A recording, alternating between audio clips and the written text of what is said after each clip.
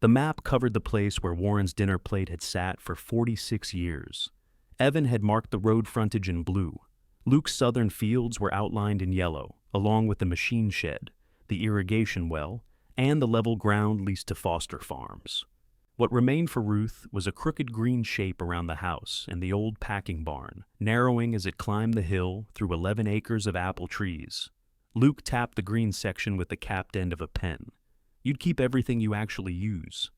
Ruth looked at her sons, both grown men with gray beginning at their temples, and wondered when they had decided her life could be measured by the distance she walked carrying laundry. Evan leaned back in Warren's chair. The house, the barn, the whole orchard. We knew you'd want the sentimental part. Outside the kitchen window, wind moved through the bare branches. The orchard looked black and brittle against the March sky. And you boys get every acre worth money, Ruth said. Neither answered immediately. That silence told her more than the map did. Evan reached for his coffee, found the cup empty, and set it down as if Ruth had failed to refill it on purpose. That's not what this is. What is it then? A practical division. Luke glanced toward the counter, where Warren's blue thermos still stood beside the bread box. Ruth had washed it the morning after the funeral. She had not decided what to do with it, so she had done what she always did with objects awaiting a decision, made them clean. Mom, Luke said, you can't manage 160 acres. I haven't been asked to. We're asking now. No, you're coloring. Evan made a sound through his nose, not quite a laugh. The estate lawyer said, we should come to an agreement before this turns into a mess. The estate lawyer had said many things in a room that smelled of lemon polish and copier heat. Ruth remembered the phrases undivided interest and mutually acceptable partition. She remembered the lawyer addressing all three of them, while Evan nodded before each sentence was finished. Mostly she remembered Warren's name appearing in black type without the warmth, annoyance, appetite, or bad knee that had once gone with it. The farm had passed equally to the three of them. On paper, that was generosity. In practice, it meant every fence repair, lease renewal, or sale could become a family vote. Ruth folded her hands in her lap. Why does Evan get the frontage? I've already spoken to somebody about it, Evan said. Of course you have. It was a conversation. With who? A development group out of Cedar Ridge. Luke looked at his brother. You said a broker. He works with them. You said nothing was moving yet. Nothing is moving. Ruth watched the first small crack appear between them. It did not comfort her. A crack in a dish still belonged to the person expected to wash it. How many houses? She asked. Evan rubbed his thumb along the rim of his cup. We're nowhere near that point. How many? Maybe 12, depending on the county. 12 houses along the road, where Warren used to stop the truck and complain that every passing driver believed a turn signal was classified information.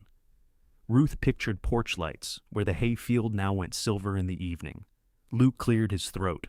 The frontage appraises higher, so there'd be an adjustment. An adjustment for who? For fairness. She almost smiled. There's a word getting a workout today. Luke's face tightened. He had always been easier to wound than Evan and harder to make apologize. At 43, he still pushed his hair off his forehead, the way he had when Warren caught him lying. We're not trying to cheat you, he said. I didn't say you were. You're acting like it. I'm sitting in my kitchen. Our kitchen, technically, Evan said. The room changed. It was no louder. The refrigerator continued its low hum. A loose downspout ticked against the siding, but Luke's eyes closed for 1 second, and Evan seemed to hear his own words only after they had crossed the table. Ruth rose and carried the empty coffee pot to the sink. Mom, Evan said. She turned on the faucet. I meant the property. Legally, the glass pot filled too fast. Water spilled over Ruth's fingers, cold enough to hurt. Behind her, Luke said, That was a stupid thing to say. I explained what I meant. You explained it stupider. You want to handle this? I am handling it. No, you're sitting there making faces while I say what we both came to say. Ruth shut off the water. How long have you had the map? Neither of them answered. She poured water into the coffee maker, measured fresh grounds, and pressed the switch. The machine coughed like Warren clearing his throat before disagreeing with the television. How long? She asked again. About 3 weeks, Luke said. Warren had been dead 26 days. Ruth looked through the window at the orchard. The nearest row began beyond the clothesline, old northern spies and wine saps with trunks thick as fence posts. Warren had wanted to take them out 15 years ago. Too tall, too slow, too much hand labor? Ruth had refused, and because the argument happened during a year when prices were good, he had let the subject go. Later, he described keeping them as his decision. 3 weeks ago, Ruth had been choosing a shirt for him to be buried in. She returned to the table and sat. "Show me the adjustment." Evan blinked. "What?" "The fair one." He opened a folder and took out a typed sheet. Luke slid the map aside, but not far enough. Its green corner remained under the paper like something trapped. The numbers were neat. Appraised value, estimated lease income, projected maintenance, property tax allocations. Evan had always trusted a page that gave its answers in columns. As a boy, he had counted his Halloween candy before eating any of it and hidden the total from Luke. Ruth read without speaking. Her share included the farmhouse at a value that assumed a condition no buyer would agree it possessed. The orchard was assessed as agricultural land, with a small addition for the barn. Evan's frontage carried the highest per-acre figure. Luke's section included most of the farm income and nearly all the useful equipment storage. At the bottom, the brothers proposed paying Ruth a balancing amount over 5 years. 5, she said. "It keeps us from having to sell assets just to divide assets," Evan replied. "You're planning to sell. That's different, because you'd be the one choosing it." Luke pulled the sheet closer. "We can change the schedule." "With what security?" The brothers exchanged a glance. Ruth had asked the question Warren would have asked, and they had not expected it from her. Evan recovered first. "We'd put it in the agreement. That isn't security. We're your sons." "Then why do I need an agreement?" Luke looked down. The coffee maker gave a final wet hiss. Nobody moved to get it. Ruth read the figures again. She was tired enough to feel the numbers lifting off the page. For 2 years, she had slept in pieces, 40 minutes before Warren needed the bathroom, an hour before his medication alarm, sometimes a whole miraculous stretch until dawn. After he died, she expected sleep to return. Instead, she woke at the same hours and listened for a man who no longer needed her. She had no appetite for a war. Evan did. He came alive in resistance, polishing his arguments until they shone. Luke would hate every fight and participate in all of them. "What happens if I don't agree?" she asked.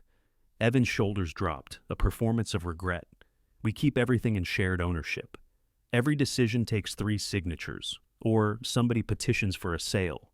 Somebody, I'm explaining the options. You're threatening to sell my home? No one wants the house." The answer came too quickly. Ruth looked at him. He rubbed a hand over his mouth.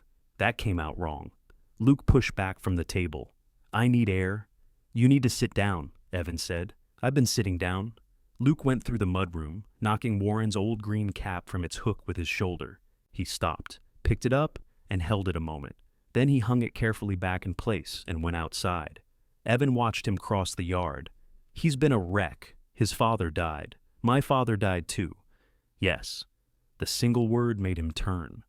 For an instant, Ruth saw not the man in the pressed quarter-zip sweater, but the 10-year-old who had cut his palm on a broken jar and refused to cry until she told him he was allowed. Then his face closed again. "You think I don't care," he said. "I think you brought a map. I've spent 3 weeks trying to keep this from becoming chaos. I spent those weeks canceling your father's prescriptions and returning the hospital bed. I offered to help. You offered to make phone calls. Every call required dates, account numbers, and answers you didn't know. I could have found them." "Where?" "In Dad's office." The insurance papers were in the bedroom dresser, second drawer under his winter undershirts.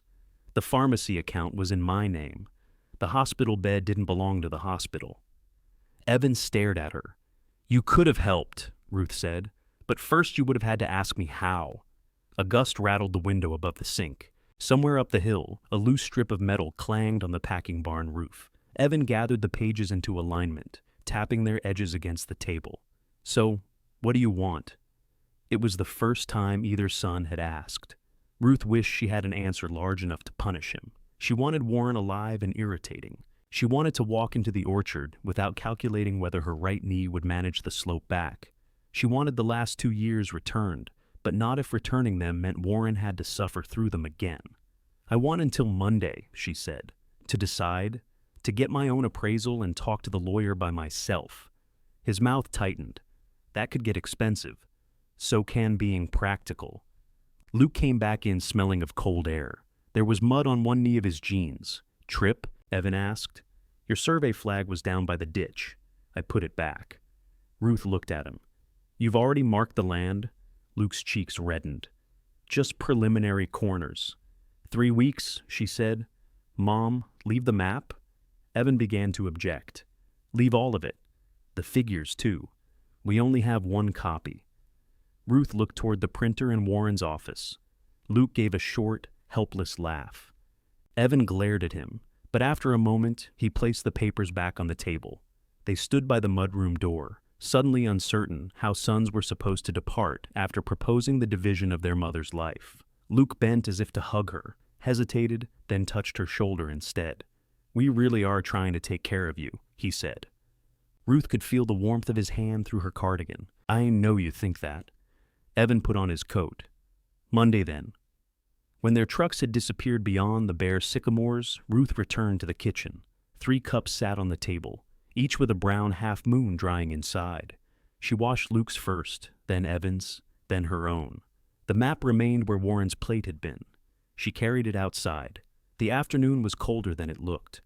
Ruth crossed the yard slowly, past the clothesline and the stump where Warren used to split kindling. At the first orchard row, she laid her palm against the rough trunk of the old northern spy. Sentimental, she said aloud. The tree which had survived ice, blight, drought, Warren's pruning, and 46 years of marriage offered no opinion. Higher on the slope, a strip of silver flashed each time the wind lifted it from the barn roof. Ruth listened to the clang, counted the seconds between gusts, and studied the dark branches overhead. Near the top of one tree, tight against the gray wood, the first fruit buds were beginning to swell. Ruth pinched one bud gently between her thumb and forefinger. Still tight. Another week, perhaps 10 days, before the scales loosened enough for green to show. If the night stayed cold, that was good. If warmth came early and a hard frost followed, the hollow at the bottom of the slope would suffer first.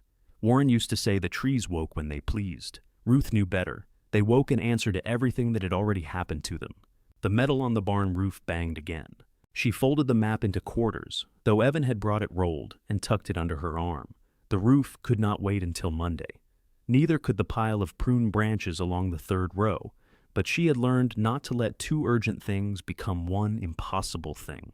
Inside the packing barn, the air smelled of dust, old apples, and mouse droppings. Wooden bins stood stacked 3 high against the north wall. 2 were sound. One had a corner separating from its base, and another leaned with the subtle menace of a drunk, insisting he was steady. Warren's extension ladder lay across pegs behind the grading table. Ruth pulled one end free, felt its weight drag through her shoulder, and stopped. No, she said. The word sounded sensible in the empty barn. She put the ladder back and found the coil of orange rope in the tool cabinet. From the doorway, she could see the loose roofing strip lifting at the lower edge. If she could throw the rope over it and secure it until someone came, the wind might not peel the whole section away. Her first throw struck the wall, the second landed on the roof, but slid back. On the third, the rope caught around a rusted snow bracket Warren had installed after the storm of '98. Ruth tugged carefully. The strip flattened. She tied the rope to the cast-iron base of the cider press, which had not pressed cider in 12 years, but remained too heavy for anyone to move. Then she stood back, breathing harder than the job deserved. Warren would have climbed the ladder. Warren also would have refused to admit the roof needed work until rain was running down the wall. At the farmhouse, Ruth phoned Cal Mercer. She had known Cal since he repaired Warren's baler one August. While lying beneath it in a field hot enough to fry grasshoppers, he answered over the noise of an impact wrench. Mercer Repair. Cal, it's Ruth Bellamy. The wrench stopped.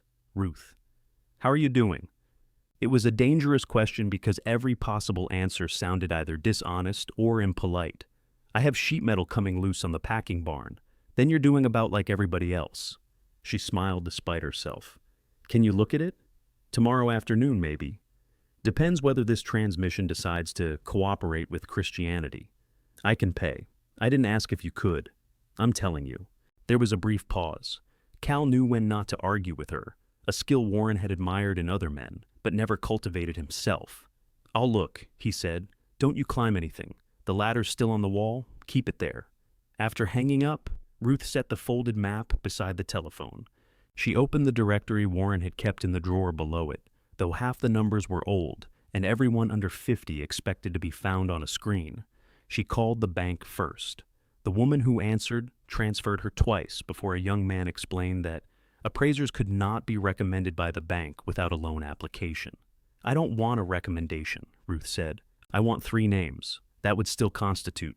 Then tell me who you don't recommend, and I'll work backward." He laughed before he could stop himself.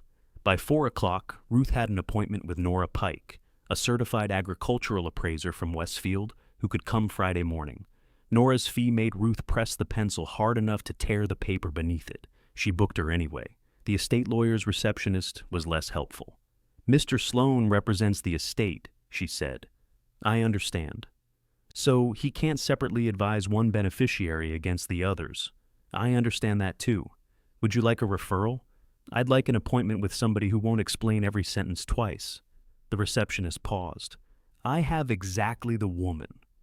That evening, Ruth sat in Warren's office with the map flattened beneath 2 farm magazines and a ceramic bull he had received from the Cattlemen's Association. She opened the bottom desk drawer, where he kept leases and equipment records, and began making her own list. 2 tractors, 1 reliable and 1 ambitious. The baler Luke had not used in 6 years. The newer chainsaw. The old chainsaw Warren claimed started if you asked right. Utility trailer, brush mower, air compressor, 3 pruning saws, 2 picking ladders, sprayer. The sprayer belonged to the orchard in every practical sense, but the equipment schedule attached to Evan's proposal placed it with Luke's acreage because Luke would own the machine shed where it had been stored. Ruth circled it. She also circled the trailer, the brush mower, and 1 tractor.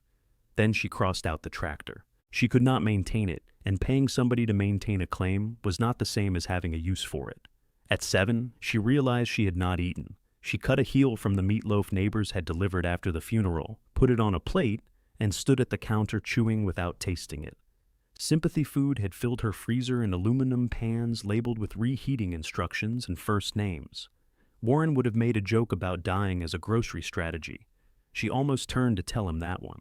The silence afterward felt less like emptiness than embarrassment.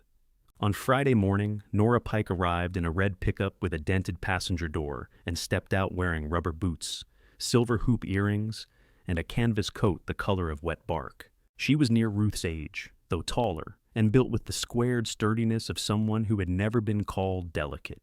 "Mrs. Bellamy?" "Ruth." "Nora. Before we start, I need you to know I'm not here to make anybody happy. Then you'll fit right in." Nora's mouth twitched. "Show me what they're proposing." They began at the road. Nora paced portions of the frontage, photographed drainage, checked the slope near the ditch, and asked where the nearest sewer connection ended. She did not whistle at the view or say developers would love it. She simply wrote. On the southern ground, the soil was dark and nearly level. Winter wheat showed green beneath last season's stubble. Luke's proposed boundary took in the irrigation well, machine shed, and wide gravel entrance used by equipment. "Productive?" Nora said. "Very." "Current lease?" Ruth knew the amount, renewal date, and which section Foster Farms had complained stayed wet after heavy rain. Nora looked at her over the top of her clipboard. "You handle the lease?" Warren negotiated. "I kept track." "Meaning?" "Meaning he talked in the driveway, and I made sure what they agreed to happened." Nora wrote something down. The orchard took longer. They entered from the bottom, where 4 trees had died and not been replaced. Nora examined trunks, row spacing, access, and the grade of the lane. Ruth named varieties as they climbed. Rome, Beauty. 2, Stamen. "That one was sold to us as a Grimes Golden, but it isn't." Warren said it was close enough. "Is it?" "No." Nora smiled. "What is it?" "I don't know. It blooms late, keeps poorly, and makes the best applesauce on the farm. Commercial volume, not enough. Then on an appraisal, it's a tree that keeps poorly." "I know." At the upper rows, Ruth paused to catch her breath without appearing to. Nora pretended to study the packing barn until Ruth was ready. The orchard's weaknesses grew clearer through another person's eyes. Uneven production. Old trees, labor-intensive harvest, limited vehicle access, no modern cold storage. The grading line had not run since Warren's illness. Several acres needed aggressive pruning, and the lower block would eventually have to be replanted. Inside the barn, Nora touched the rope Ruth had tied to the cider press. Temporary roof repair? Very. They inspected the equipment. The sprayer's left tire was soft. A hose had cracked near the pump. Rust feathered around the tank brackets. "This is on your son's list? Assigned to Luke. Do you want it? I need it. That wasn't my question." Ruth looked at the machine. Warren had bought it used, sworn it was a bargain, then spent 3 weekends replacing the pump. She had driven it more often than he had during the last 6 years. "Yes," she said. "I want it." Nora put away her tape measure. "All right." They drank coffee at the kitchen table. Ruth cleared away the ceramic bowl and farm magazines, then spread out Evan's map. Nora studied it in silence. "Am I being cheated?" Ruth asked. "Not exactly. That's an appraiser's answer. It's an appraiser's question." Cheated compared to what? Equal acreage? Equal current value? Equal income? Equal future potential? Equal aggravation?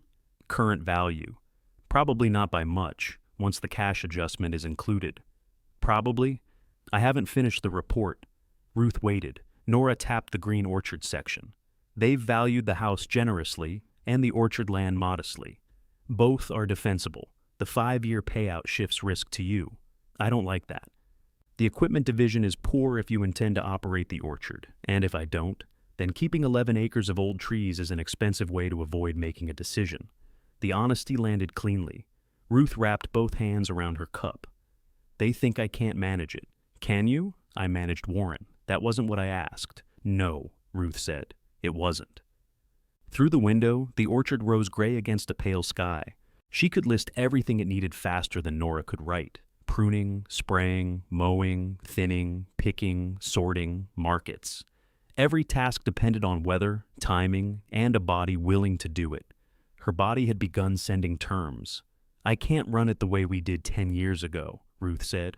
"That may not be the same as not being able to run it. Are you always this useful?" "Only at full price." Ruth laughed, surprising herself enough that coffee went down the wrong way. Nora waited while she coughed, then slid a napkin across the table. "What do you want the appraisal to tell you?" Nora asked. "Whether I'm a fool, I charge extra for that."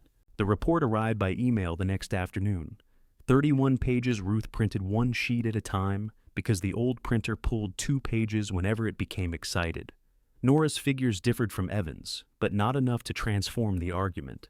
The road frontage was valuable. The southern fields were valuable. The orchard, as it stood, was not. The important differences were smaller.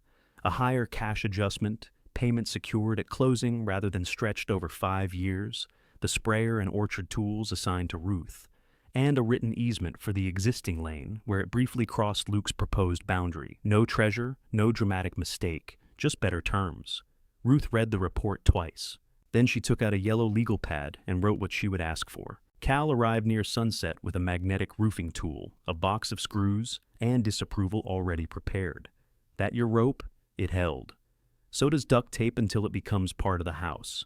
He repaired the loose strip from a ladder braced against the barn. Ruth stood below, handing up screws and ignoring his complaints that she was standing too close. When he climbed down, he looked toward the orchard. Warren let those tops get away from him. Warren was sick. Before that, too. Ruth gave him a look. Cal raised both hands. "Dead doesn't make him punctual." She looked up at the crowded branches. In the fading light, they tangled together so thickly that summer fruit would receive little sun. How much to help me prune? All of it? No. The upper wine saps and the cookers. Maybe 2 rows below. He studied her. Then the trees.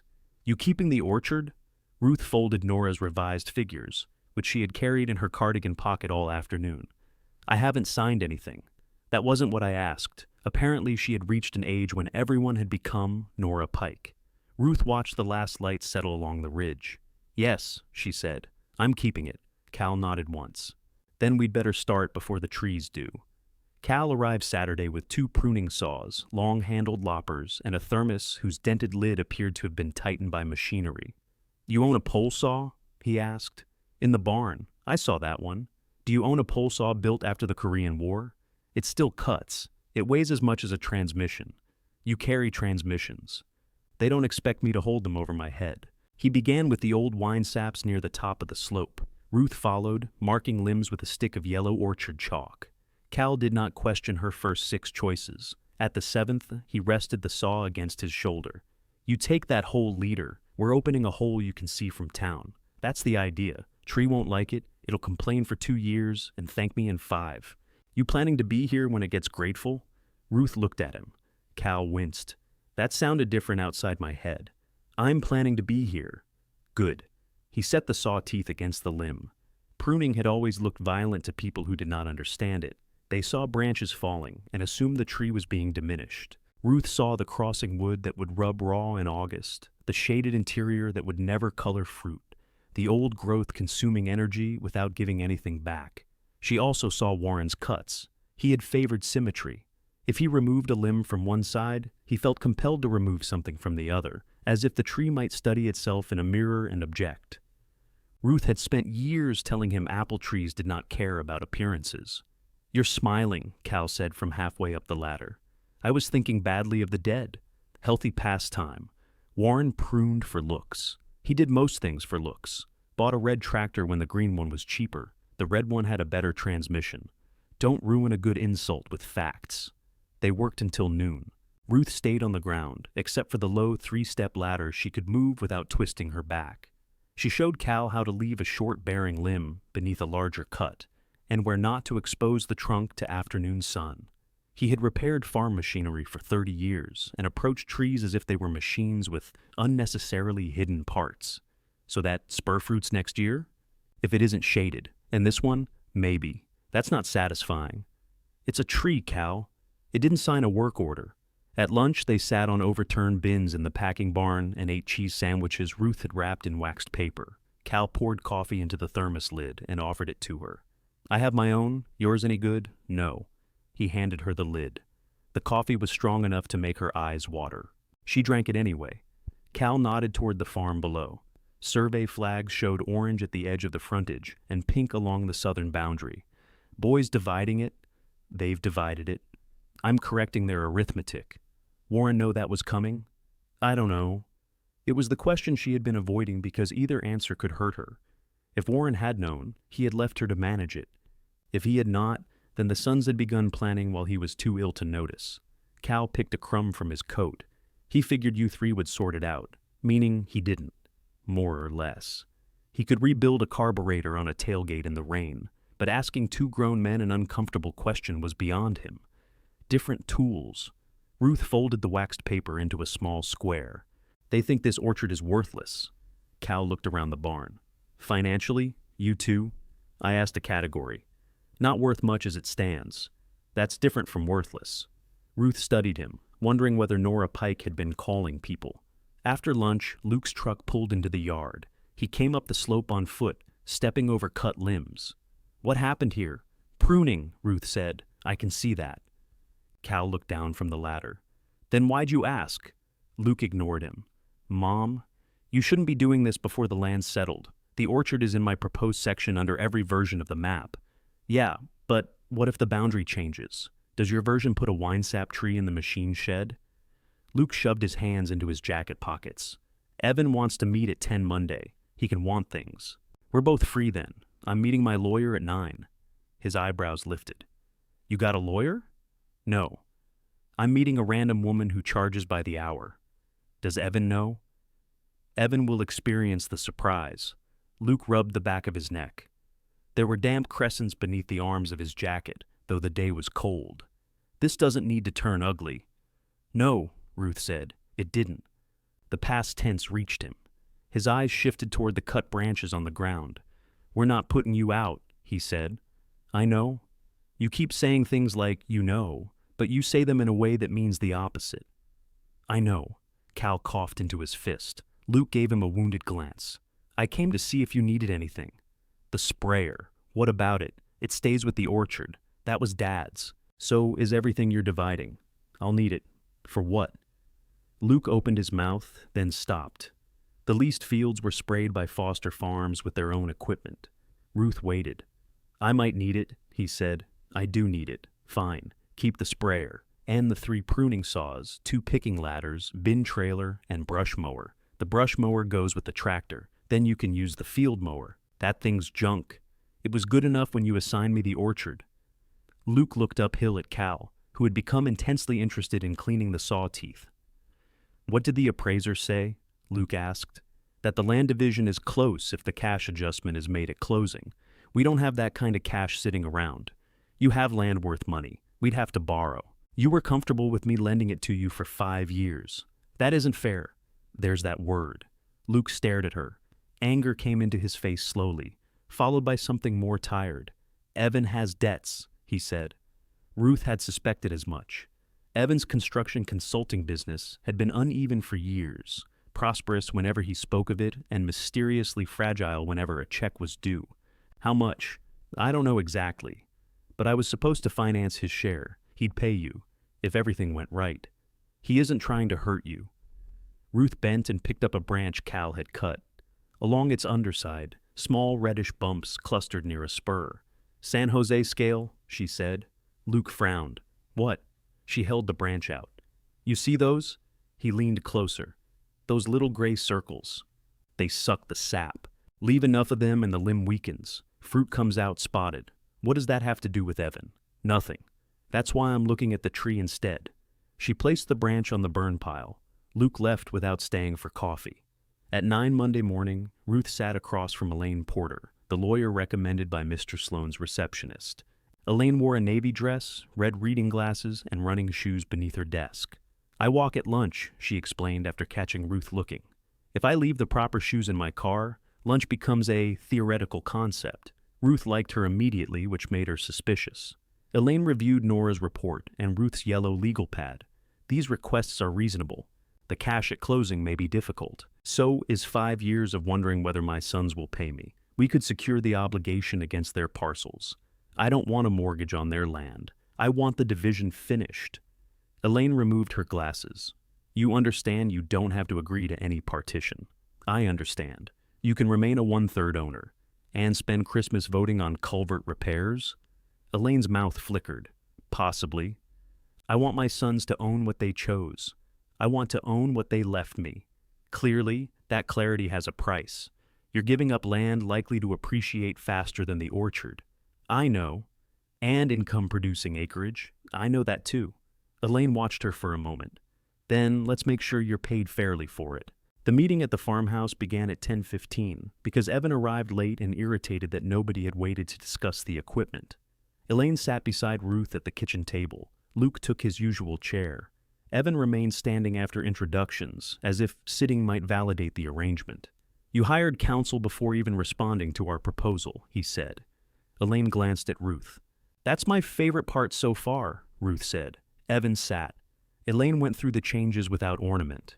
Updated values, cash adjustment at closing, sprayer and orchard equipment to Ruth, existing access lane recorded, taxes divided from the effective date, personal property to be listed separately so nobody mistook a dead man's belongings for loose change.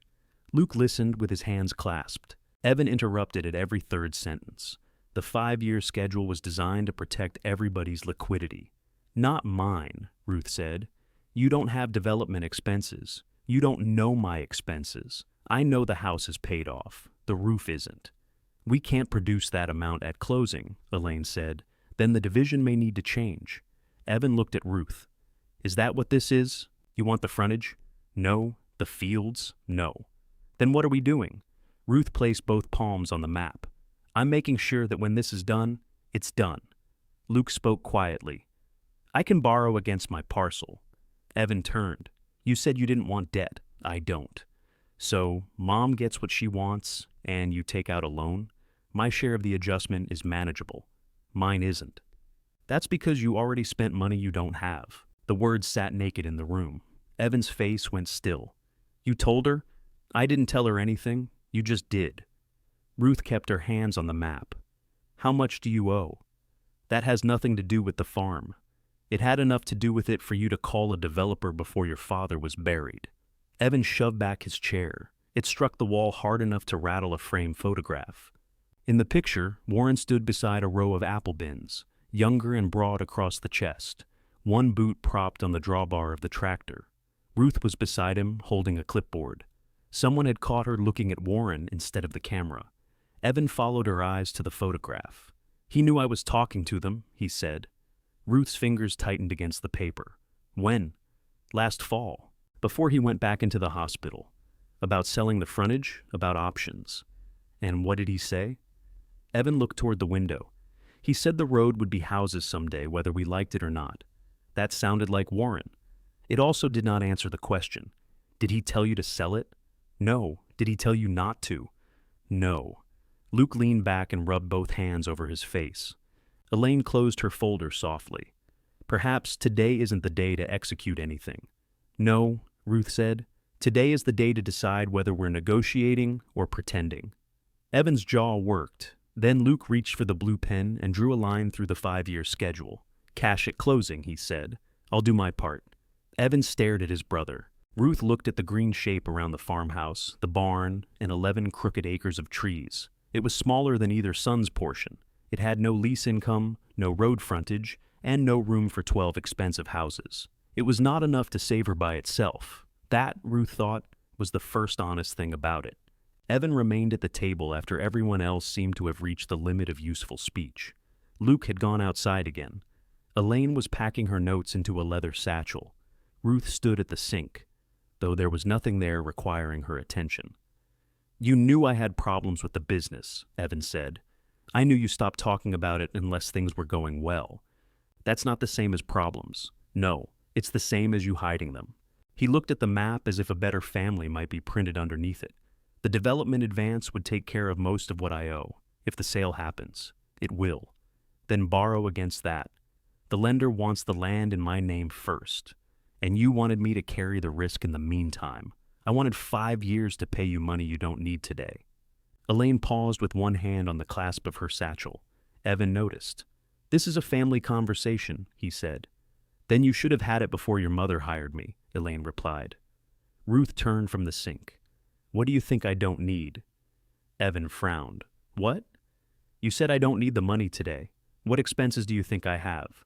"I didn't mean none. House insurance, I assume, property taxes, obviously, health insurance, prescriptions, fuel, roof repair, tree work, groceries." "I know groceries cost money, Mom." "How much?" He gave an impatient shrug. "One person," Ruth said, "for a month." "Why does that matter?" "It matters because you've planned my finances without knowing the price of milk." Evan's expression hardened. "You're getting 1/3 of Dad's accounts, too. After medical bills, there's still money. Some. Not enough to live on forever. And I'm hoping forever takes a while." Elaine looked down, hiding what might have been a smile. Evan stood. "I'll see what I can do." "Do that before you come back with another map," Ruth said. When the door closed behind him, the kitchen seemed to release a held breath. Elaine snapped her satchel shut. "He'll find the money. You sound certain. He wants the frontage more than he wants to be, right? That has always been a powerful fuel." Luke came in while Elaine was putting on her coat. His face was raw from the wind. "Is he gone?" "He went to see what he can do," Ruth said. Luke nodded without enthusiasm. "That usually means somebody else does it." Elaine gave Ruth a final reminder not to sign or verbally promise anything, then left. Luke watched her car turn onto the road. "You like her?" he said. "I pay her. You like Dad too." "Mostly." Ruth looked at him. Luke managed a tired half-smile. "Too soon, by several years." He laughed, and the sound was so familiar that for a moment Ruth could see him at 25, leaning against the refrigerator, while Warren complained about his hair. Then Luke's gaze landed on the farm photograph Evan's chair had rattled crooked. He straightened it. "I shouldn't have said anything about his debt," he said. "You didn't give me a number. I don't know the number, but you know it's bad. Bad enough." Ruth began gathering cups. Luke picked up 2 before she could. His business lost a big contract. Then he kept his crew longer than he should have because he thought another job was coming. It was more generous than the version Evan would tell. That was Luke's way. Reluctant loyalty delivered after the person had left the room. "Is he paying the crew?" Ruth asked. "As far as I know. Taxes? I don't know." "Then don't guess." She washed while Luke dried. He put Warren's coffee cup in the wrong cabinet, noticed, and moved it without being told. "Were you really going to petition for a sale?" Ruth asked. His hand stopped on the dish towel. "Evan said it was an option." "That isn't what I asked." Luke folded the towel over the oven handle with unnecessary precision. I didn't think it would come to that. Because you thought I'd agree. Because I thought the proposal was fair. You assigned me a sprayer I couldn't own and 5 years of promises. I didn't go through the equipment list that closely. You signed your name under it. He sat down. Ruth dried her hands. You want credit for not trying to cheat me. But if you can take what belongs to someone because you couldn't be bothered to look, the result is the same. Luke stared at the table. I'm sorry about the sprayer. It was painfully insufficient. It was also the first apology either son had offered. Ruth sat across from him. Thank you. His eyes lifted, surprised that she had accepted it without making it absolve everything else. 3 days later, Evan's lawyer sent Elaine a revised proposal. The adjustment would be paid at closing through separate loans secured by each son's parcel. Evan wanted 90 days to complete his financing. Ruth gave him 45. They agreed on 60. The property inventory was worse than the legal negotiation because every object carried a history too small for a document and too sharp for casual handling. They met in Warren's office with a 3-column list. Elaine had advised Ruth to divide farm equipment separately from personal belongings. This kept the tractor out of the same conversation as Warren's watch, but not by much. Luke claimed the newer chainsaw. You have the old one, he told Ruth. The old one starts if you ask right. His mouth twitched. Dad said that?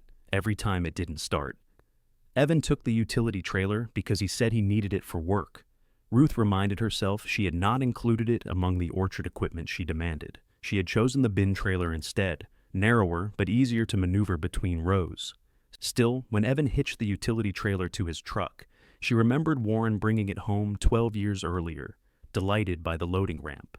They had driven 2 counties to buy it from a man who kept llamas. Warren talked about those llamas until Ruth threatened to leave him at a gas station. Watching the trailer disappear felt absurdly like losing the afternoon they bought it. Luke took the air compressor and 1 chest of mechanics tools. Evan wanted the socket set. They argued over whether Warren had promised it to him. He promised everybody everything while standing nearest the thing they admired, Ruth said. That's how he ended conversations. They both looked at her. Take the sockets, Evan. Luke gets the torque wrench. What about Dad's table saw? Luke asked. Mine? Neither challenged her. The watch stopped them. It lay in a felt-lined box on Warren's desk, an ordinary stainless steel watch with scratches around the face and a replacement band Ruth had ordered from a catalog. Warren had worn it every day until his wrists became too thin. She had removed it before the hospital bed was delivered and placed it in the box. Evan touched the lid but did not open it. I thought maybe, he began. No, Ruth said. He withdrew his hand. Luke studied the floor. Ruth had expected a fight. Their immediate surrender made her feel crueler than resistance would have. I'm not ready, she added. Evan nodded once. Okay. They moved on to fishing rods. For the next several weeks, the farm came apart in visible pieces. Luke moved equipment into his side of the machine shed before the deed was final. Evan's surveyor replaced temporary flags with stakes. 2 men from a lending company walked the frontage, speaking quietly and pointing toward the road. Ruth worked in the orchard. Cal came 3 afternoons and 1 Sunday morning. He refused payment the first time. Ruth put $40 in the cup holder of his truck. He returned it beneath her windshield wiper. She drove to his repair shop and tucked it into the office cash box while he was under a pickup. The next afternoon, he arrived carrying a paper bag. What's that? She asked. Your $40 in sandwiches. You spent $40 on sandwiches? Some are very advanced sandwiches. Inside were ham, mustard, a jar of pickles, 2 cinnamon rolls, coffee, and $32 in change. Ruth accepted defeat. They opened the upper trees and removed dead wood from the cookers. Each large cut revealed a pale circle against dark bark. By the end of the day, the ground looked littered with antlers. Ruth's shoulders throbbed at night. Her right hand cramped around her toothbrush. She began taking ibuprofen with dinner and hated the new bottle on the counter because it made the work look like an injury instead of a choice. One evening, she fell asleep in Warren's chair with the heating pad behind her back. She woke after midnight to a silent television and the blue thermos still beside the bread box. In the dim kitchen, she unscrewed its lid. It smelled faintly of coffee and metal. She had washed it, but not well enough to erase him. Ruth pressed the heel of her hand against her breastbone and waited for the pain to become something she could carry upstairs. Instead, it spread until the whole room seemed shaped by absence. His chair angled toward the television, his reading glasses in the dish by the lamp, the pale rectangle on the wall where his hospital schedule had hung. She sat at the table and cried with the careful quiet of someone afraid of waking a sleeping man. The next morning, Cal found her already in the orchard. "You look terrible," he said. "Your charm has matured. You sleep? Enough. Liar." He handed her a cup of coffee. It was less brutal than the thermos batch. "You weakened it," she said. "I'm capable of growth." They worked until a cold drizzle began. Ruth showed him how to scrape loose bark from one of the old trunks without cutting into living tissue. Beneath a lifted scale, she found the dark shell of an overwintering insect. "See that?" she said. Cal leaned close. "Tiny dead thing? Codling moth pupa. Glad I came. Would have hated to die ignorant of that. If we leave them, the apples will be full of worms. Now it has stakes." At the closing, 62 days after the map first covered Warren's place at the table, Ruth signed her name 23 times. Evan signed 24 because he missed one line. Luke read every page twice. When it was finished, Mr. Sloan offered his hand across the conference table. "Congratulations may not be the right word." "No," Ruth said, "but finished is." Outside the law office, her sons stood beside their trucks. Luke hugged her awkwardly. Evan put his hands in his coat pockets. "You got what you wanted," he said. Ruth looked at him. So did you. The difference was that he had expected his wanting to cost her nothing. At home, the survey stakes divided the farm in straight, confident lines. Ruth walked past them toward the orchard. Green showed at the tips of the buds now, small and sharp against the dark wood.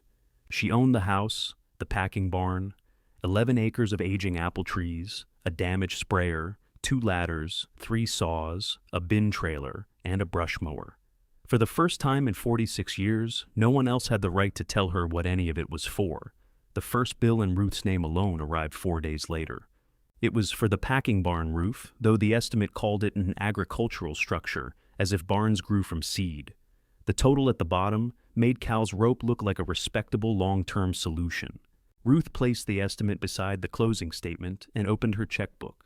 The cash adjustment from Evan and Luke sat in her account, larger than any balance she had managed by herself. It was not wealth. It was compensation for land she no longer owned, and every dollar spent turned acreage into something smaller: roof, taxes, insurance, fuel, orchard supplies.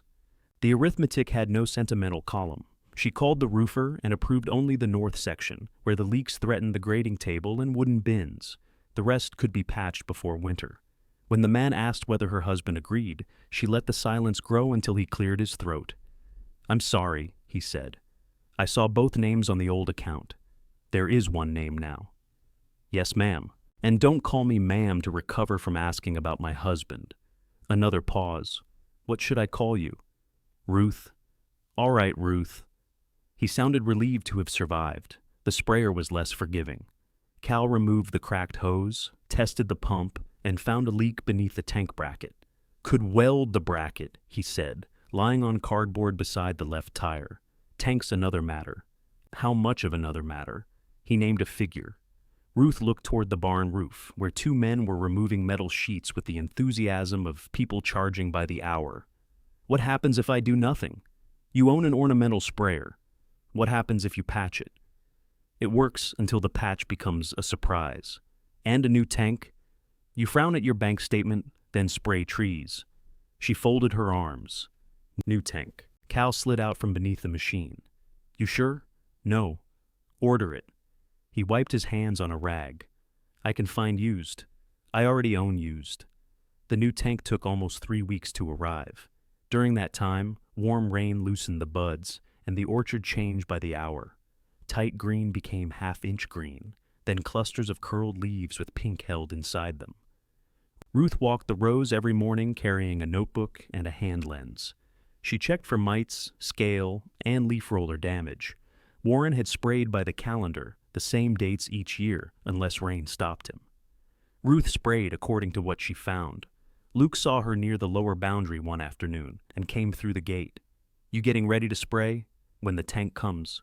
"What if the bloom opens first?" "I won't spray insecticide in bloom." "I know that." "Then why did you ask?" He kicked at a clod of soil. The winter wheat behind him reached halfway up his boots. Foster says he needs access through the machine shed lot next Thursday. You own the machine shed lot. I know. I'm telling you because trucks might use the lane. The lane is mine where it enters the orchard. That's why I'm telling you. Ruth closed her notebook. Thank you. Luke nodded. He looked thinner than he had at closing, or perhaps the new arrangement had removed something from between them that used to soften his outline. How's the old chainsaw? He asked. Old. Starting? If I ask right.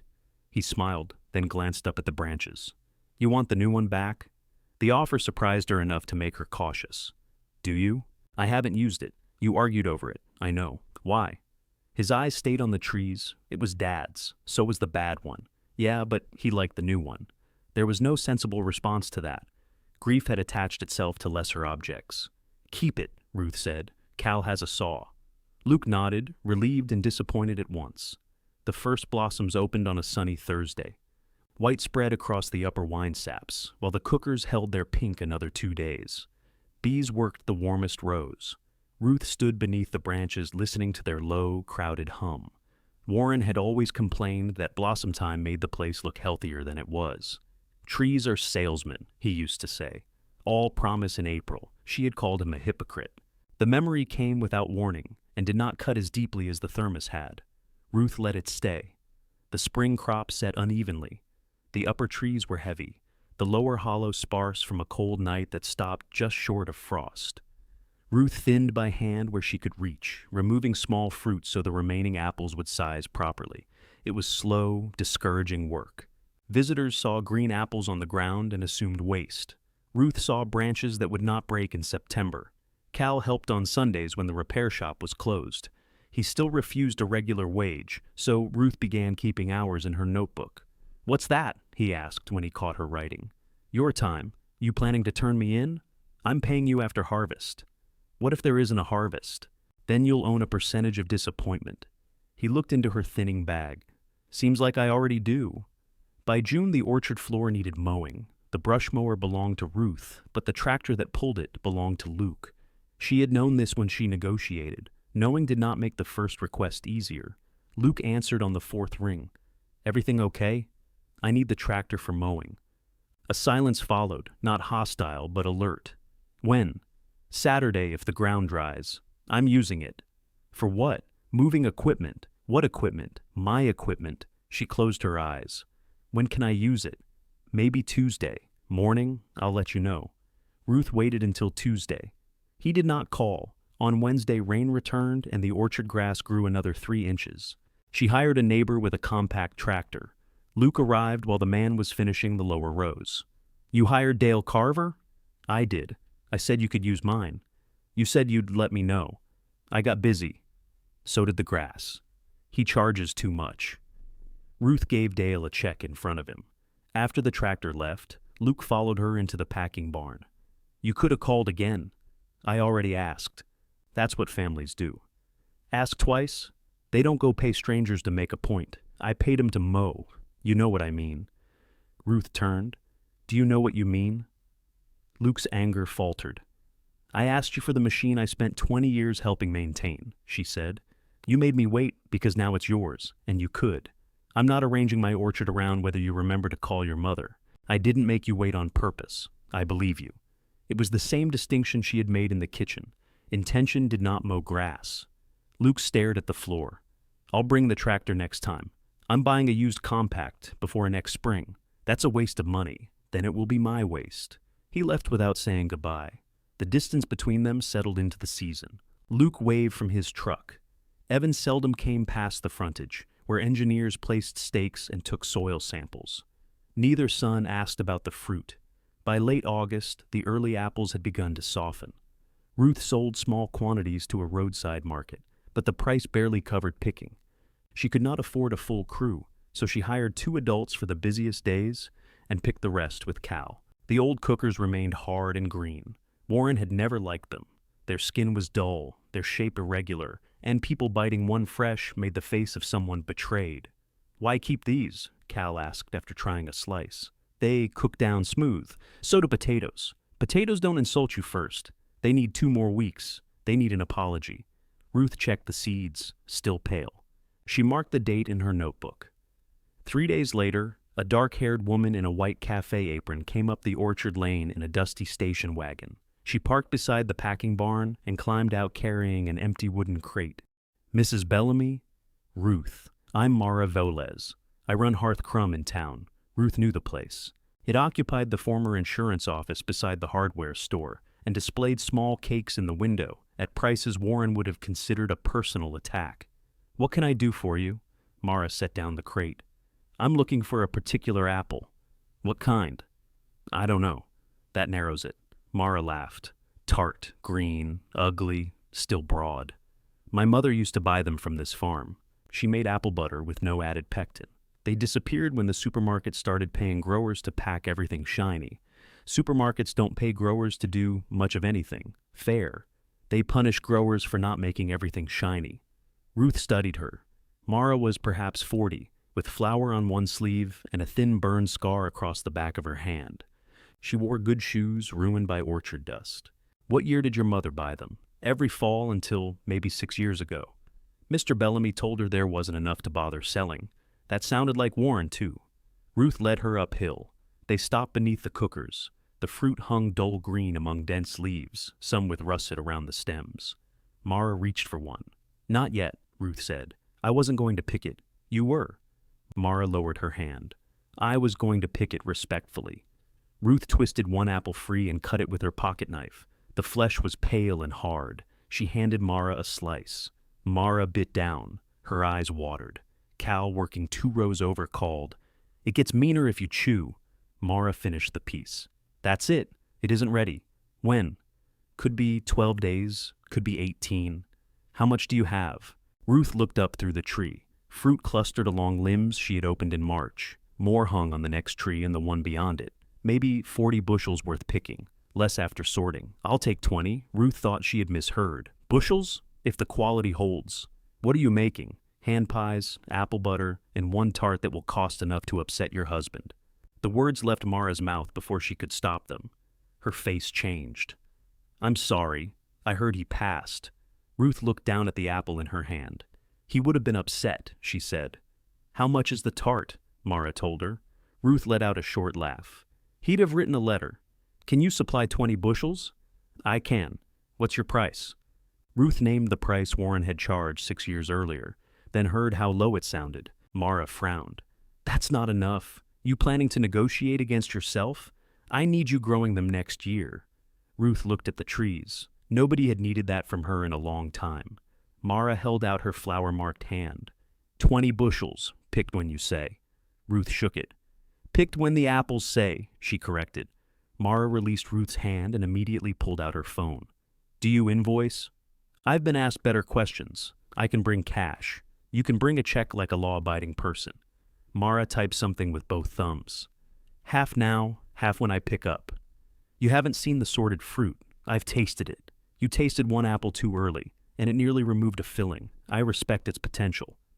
Ruth led her back to the packing barn. She found an old receipt book in a drawer beneath the grading table. The top sheet bore Warren's handwriting from 7 years earlier.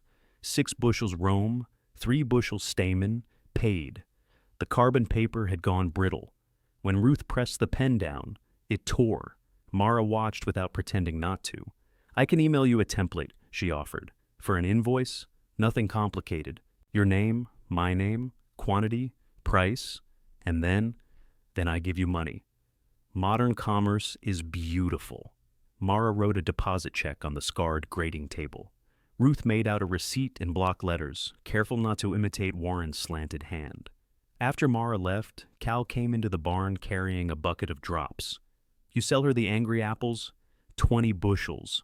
He lowered the bucket. "How many do we have?" "I estimated 40. "Based on what?" "Looking." "My mechanic's eye says that method could use bolts." Ruth took a picking bag from a peg. "Then we count."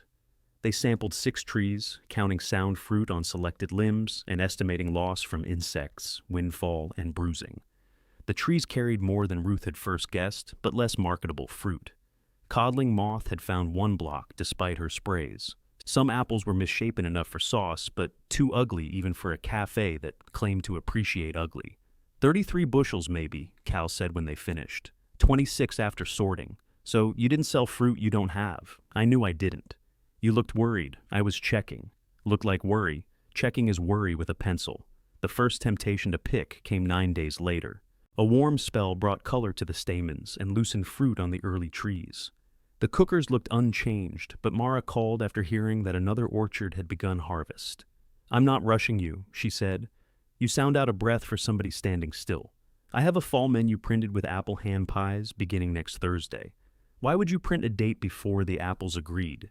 Because menus are not agricultural documents. The apples don't know that." Mara exhaled. "Can you give me 5 bushels? No. 2? No. 1 symbolic bushel. You can have an actual bushel when they're ready." Ruth hung up, feeling both irritated and pleased. Warren would have picked early rather than risk losing a sale. He believed a customer waiting was a customer leaving. Ruth knew an apple harvested before its starch converted would never become what Mara remembered, no matter how much sugar she added. 2 nights later, wind shook fruit from the upper rows. Ruth heard apples striking the metal roof and lay awake imagining bushels hitting the ground.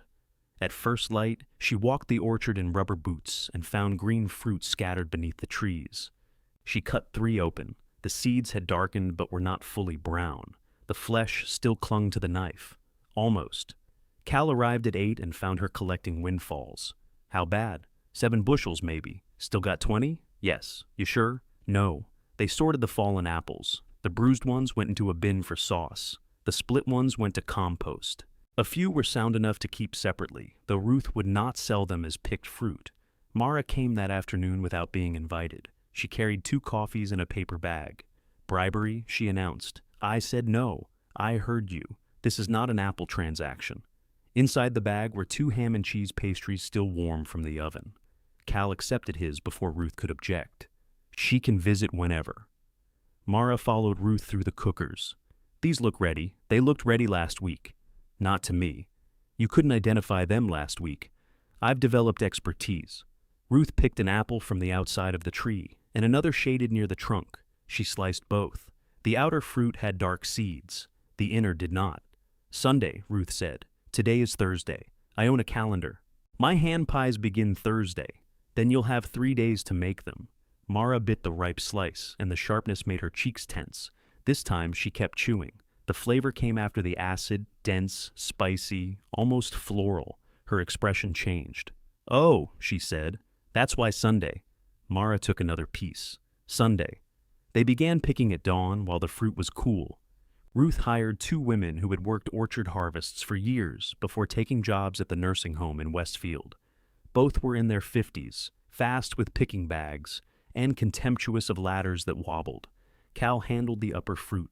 Mara arrived with empty crates, intending to help, but spent the first half hour taking pictures until Ruth told her the apples would not climb down for social media. Luke's truck slowed on the lane. He stopped near the barn and got out. "What's all this?"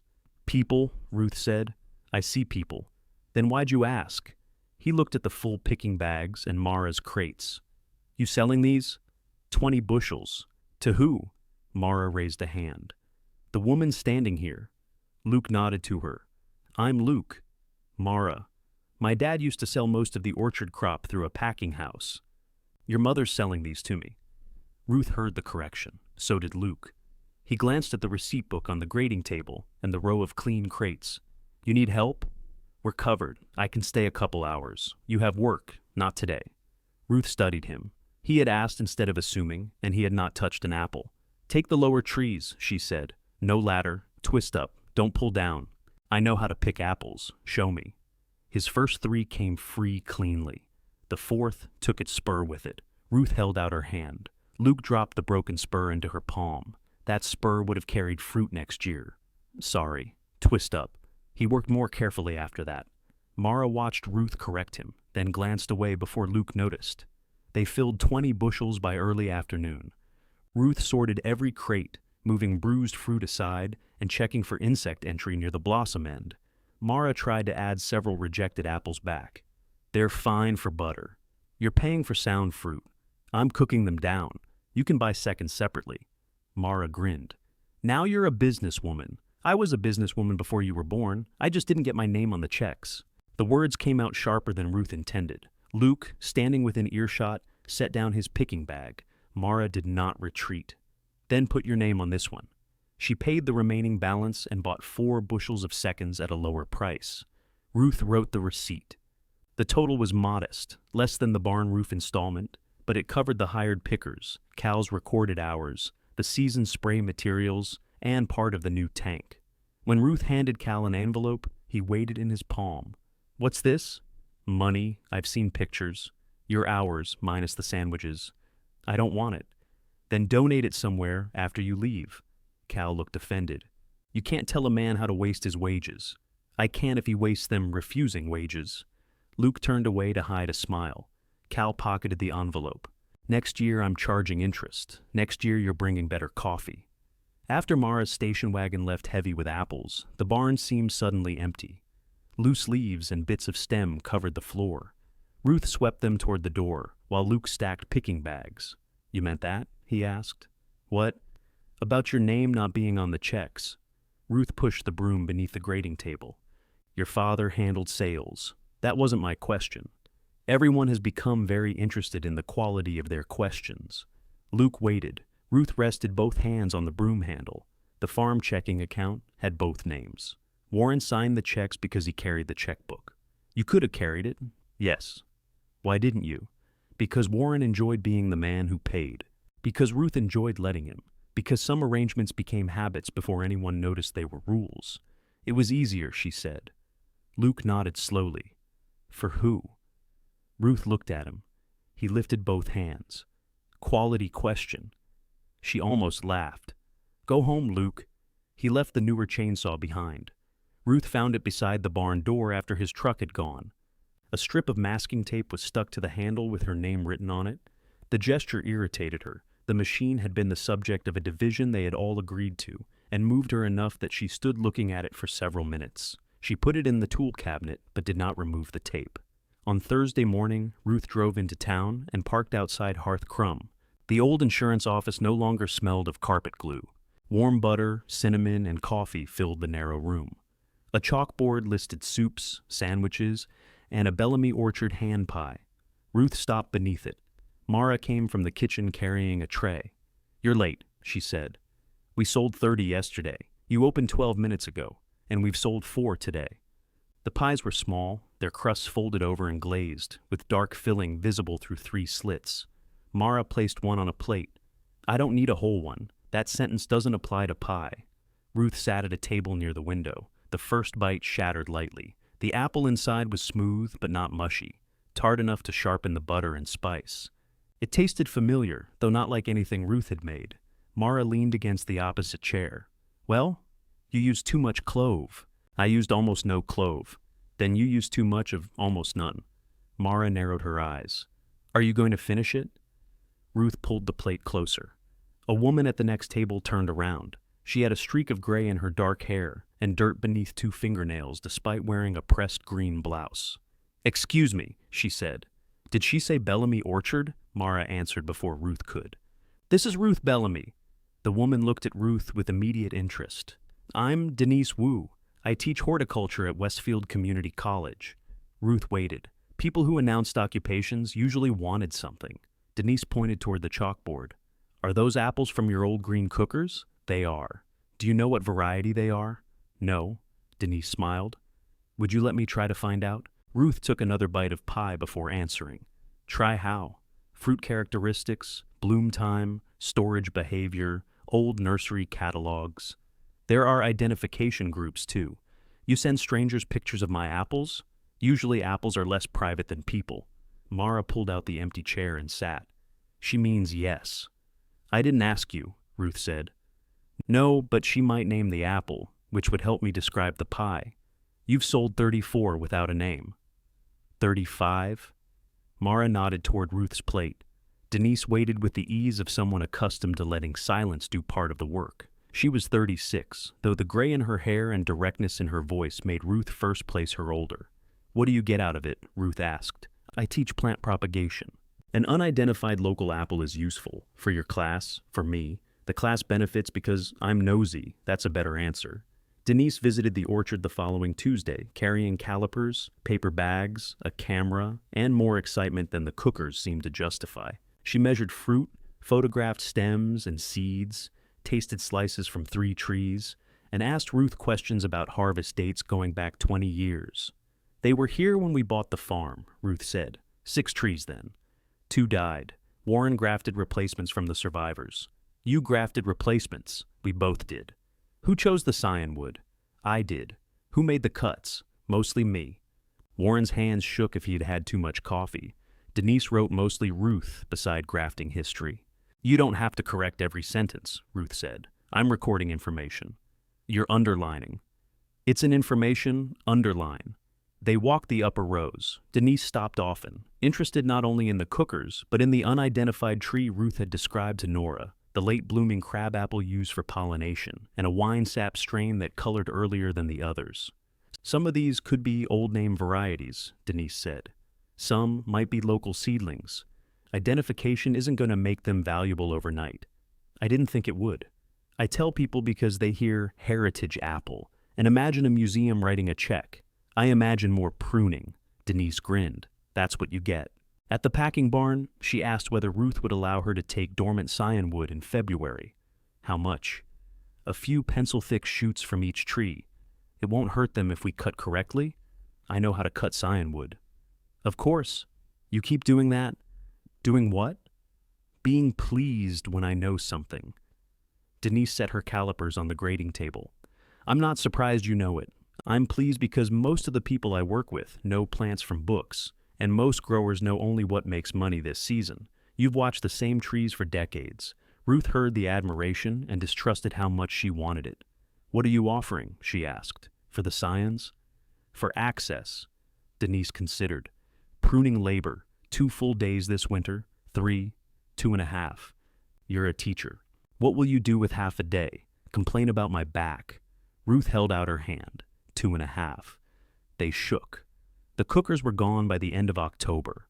Mara bought another 6 bushels after the hand pies remained popular, then purchased most of Ruth's remaining seconds for apple butter. The roadside market took the prettier staymans and roams.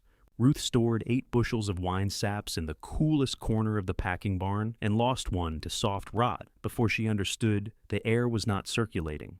The season's ledger showed a profit only if Ruth assigned no value to her own time. She sat at the kitchen table entering receipts into the invoice template Mara had emailed. The old printer had accepted the new system with suspicion and a grinding noise. Roof repairs, sprayer tank, hired labor, mowing, fuel, packaging, income from fruit, seconds, and Mara's purchases.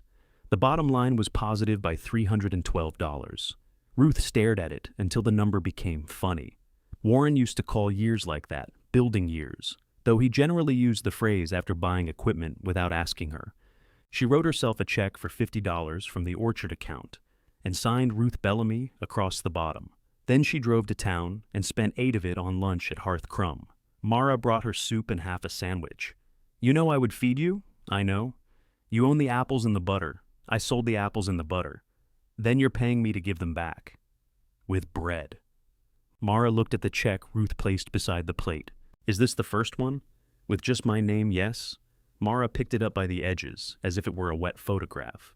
You should frame it. It's for soup. You can frame the canceled check. I can also eat lunch without turning it into a ceremony. Probably. I've never tried. The bell above the cafe door rang. Luke entered wearing a work coat and carrying a cardboard produce box. He saw Ruth and slowed. Didn't know you'd be here. I'm often places without notifying you. Mara came over. Coffee, please? Luke put the box on Ruth's table. Inside were 6 empty jars and 2 folded towels. What is this? Containers from that apple butter you gave me. I gave you 1 jar. Evan took 1. The others went to people at Foster Farms. Ruth looked at him. You gave away 5 jars of Mara's apple butter? I bought 4. At the cafe? No. I took them from the box on your porch. The box had been an order Mara left for Ruth. 12 jars, paid for from Ruth's $50 check, because she intended to give some as gifts. You took them. I thought they were for family. They were on my porch with my name on the bag. Luke's face reddened. I can pay for them. That would be appropriate. Mara set down his coffee and named the price per jar. Luke looked at her. For apple butter? For good apple butter. It was good, he admitted, and apparently portable. Ruth did not rescue him from the bill. He pulled out his wallet and paid Mara for 5 jars, then added a tip large enough to express both apology and irritation. After Mara returned to the counter, Luke leaned closer. Foster liked it. He asked if I could put together baskets for the partners who lease ground from us. From you. That's what I meant. What kind of baskets? Apples, apple butter, maybe those pies. Mara can price them. I thought we could do it as a family thing. A family thing where Mara bakes, I grow, and you give it away with your name. I would pay costs. What costs? The food. My apples are food. I know that. Do you? Luke sat back. He looked older when embarrassed, the lines beside his mouth deepening. I wasn't trying to take advantage. You weren't trying not to. He stared into his coffee. The old Ruth would have softened the sentence. She would have offered him 6 bushels at cost, assembled the baskets, found ribbon in the upstairs closet, and let him thank her in front of other people. Then she would have complained to Warren, who would say Luke meant well. Meaning well had saved her sons an astonishing amount of labor. Mara and I can quote you a price, she said. A real price? No, Luke, an imaginary one. He gave a reluctant laugh. They agreed on 12 baskets. Luke paid a deposit. When he left, he carried the empty box and paid for a fresh jar of apple butter. Mara watched through the window as he crossed the sidewalk. That hurt him. He'll live. You okay? Ruth folded her canceled lunch receipt. I charged my son for apples from trees his father planted. Some of them were there before you bought the farm. You know what I mean. Yes. Mara wiped a crumb from the table. He charged you for land you helped maintain. That doesn't make me want to become him. No, it makes the transaction clear. Ruth thought of Elaine saying clarity had a price. Apparently, it also came in gift baskets. Evan called 2 weeks later. Unlike Luke, he did not begin with what he wanted. He asked about the roof, listened to half the answer, then told her the development group was preparing a preliminary brochure. We're calling it Bellamy Ridge, he said. Ruth stood in the packing barn, checking the stored wine saps. There is no ridge on your frontage. It rises toward the house. Everything rises toward the house from the road. Exactly. What does that have to do with me? They'd like some seasonal photographs, blossoms, harvest, that kind of thing. The farm history is part of the appeal. The orchard isn't part of your development. Visually it is? No. He paused. No what? No photographs of my orchard. Mom, they can stand on my land and point a camera. Then their pictures will show the ditch. His voice cooled. I'm not asking to use your trees. I'm asking to show the setting. You're asking to sell houses using the part you left because you said it had no value. I never said it had no value. You called it sentimental. That isn't the same thing. It was when you wanted me to take it. Evan exhaled. Ruth could picture him pinching the bridge of his nose. The orchard improves the value of everything around it, he said. Then you should have kept one. You know that isn't practical. So do you. She placed a soft wine sap into the coal bin. Don't use my name either, she said. It's our name. It's your name. The orchard business is mine. Dad built that farm. And I was standing beside him. You're making this personal. Ruth looked at Warren's grading table, the repaired roof above it, and the bins she had filled without either son asking how. It was personal when you put a map under his coffee cup. She ended the call before he could answer. Her hand shook afterward. Not much, but enough that she set the phone down carefully. From the upper rows came the scrape of a saw. Denise had arrived early for her first winter pruning day, and Cal was showing her the cuts they had made in spring. Ruth put on her coat and joined them. Denise stood beneath the unidentified tree, studying its crowded crown. Where do you want to begin? She asked. Ruth looked up through the branches. With what takes light and gives nothing back. Denise handed her the yellow chalk. You mark. We'll cut. For once, nobody asked whether Ruth was sure she knew what she was doing. The first limb Denise cut was the wrong one. She stood on the orchard ladder with the saw teeth resting against a vertical chute Ruth had not marked. Not that, Ruth called. Denise stopped. It's growing straight through the center. It's young, still blocks light. Next summer, yes. This spring, it gives us a place to graft. Denise leaned down from the ladder. You already decided what goes on it? The early coloring wine sap from 2 rows over. Why?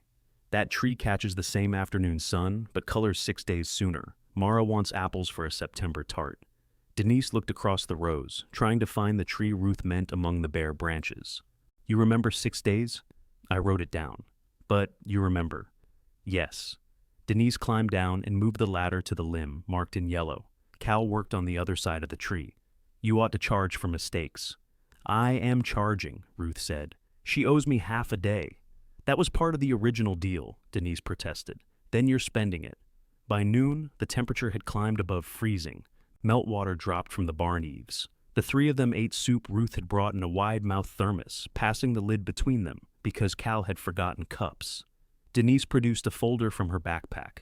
I have news about the cooker. Mara had supplied fruit photographs and a jar of apple butter to accompany Denise's samples.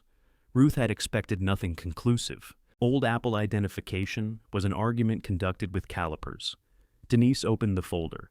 Nobody can match it with confidence. One group thinks it resembles an old Pennsylvania cooking apple. Another says it's probably a chance seedling, selected by whoever lived here before you. So its name is Nobody Knows. That's a strong possibility. Cal spooned soup into his mouth. Can't fit that on a pie sign. Denise handed Ruth 3 printed pages. The photographs showed the cooker from every angle, including one sliced through the core. The fruit is consistent across all 4 trees, Denise said. The graft union suggests the younger 2 came from the older pair, just like you said. Whatever it is, you've preserved it. Ruth studied the photograph. Under harsh white light, the apple looked even duller than it did on the tree. Does not having a name matter? She asked. For a historical collection, maybe. For pie? The pie knows what it tastes like. Cal pointed his spoon at Denise.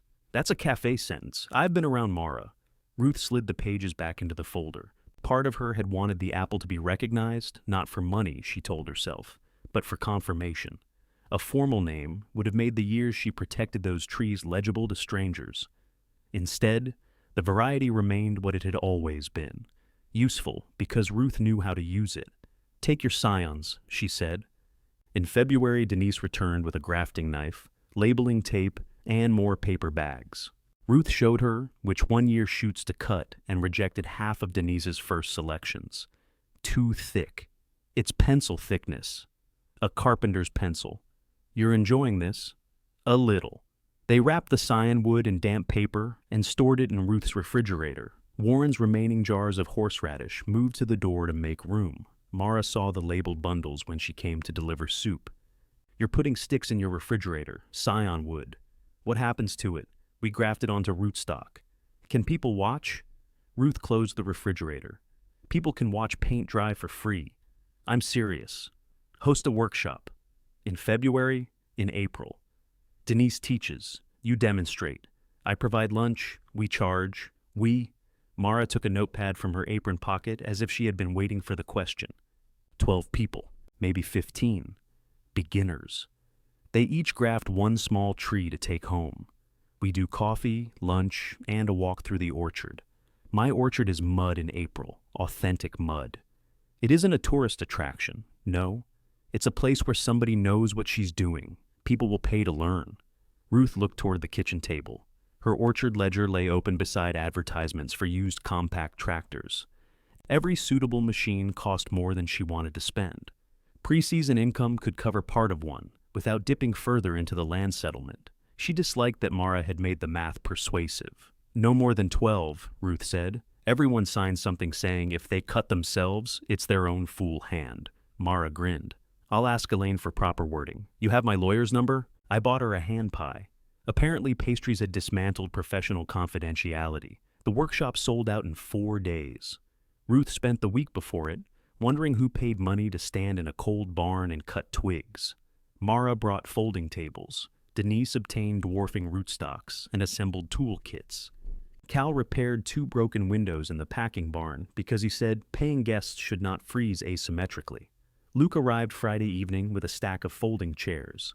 Mara called me, he said. Why? She needed chairs. She called you? I have chairs. Ruth looked into the bed of his truck. You have 30 chairs. Foster hosts an annual lease dinner. The gift baskets had gone over well enough that Luke had ordered another 12 for himself. He had paid Mara's invoice without complaint and returned every empty wooden basket after New Year's. "Where do you want them?" he asked. "In the barn." He carried them up the slope in stacks of 6.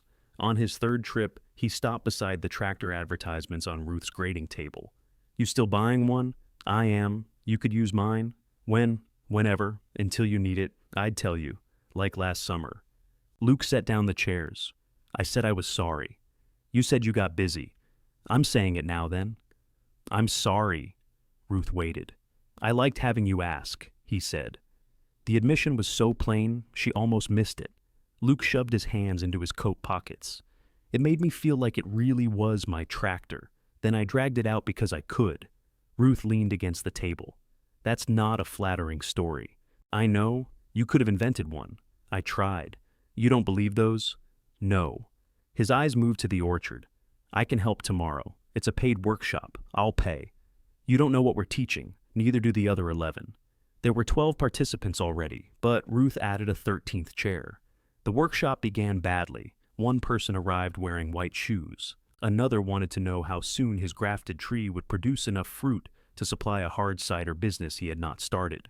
A third cut the scion upside down. Ruth corrected hands, tightened grafting tape, and demonstrated the long, smooth slice needed to expose the cambium. Denise explained plant biology. Mara circulated with coffee and quietly removed sharp knives from anyone who tried to use one while talking with both hands. Luke stood at the end of the table, concentrating over a cooker scion. "Your cut's too short," Ruth told him. "It matches Denise's. Denise's is too short, too." Denise inspected hers. "She's right." Luke recut. This time, the exposed wood lay flat against the rootstock.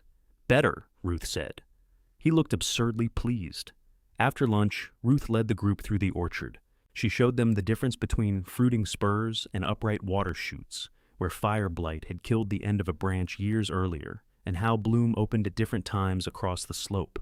The questions changed. People stopped asking when the trees would make money, and began asking how Ruth knew where cold air settled. "Walk out before sunrise after a clear night," she said.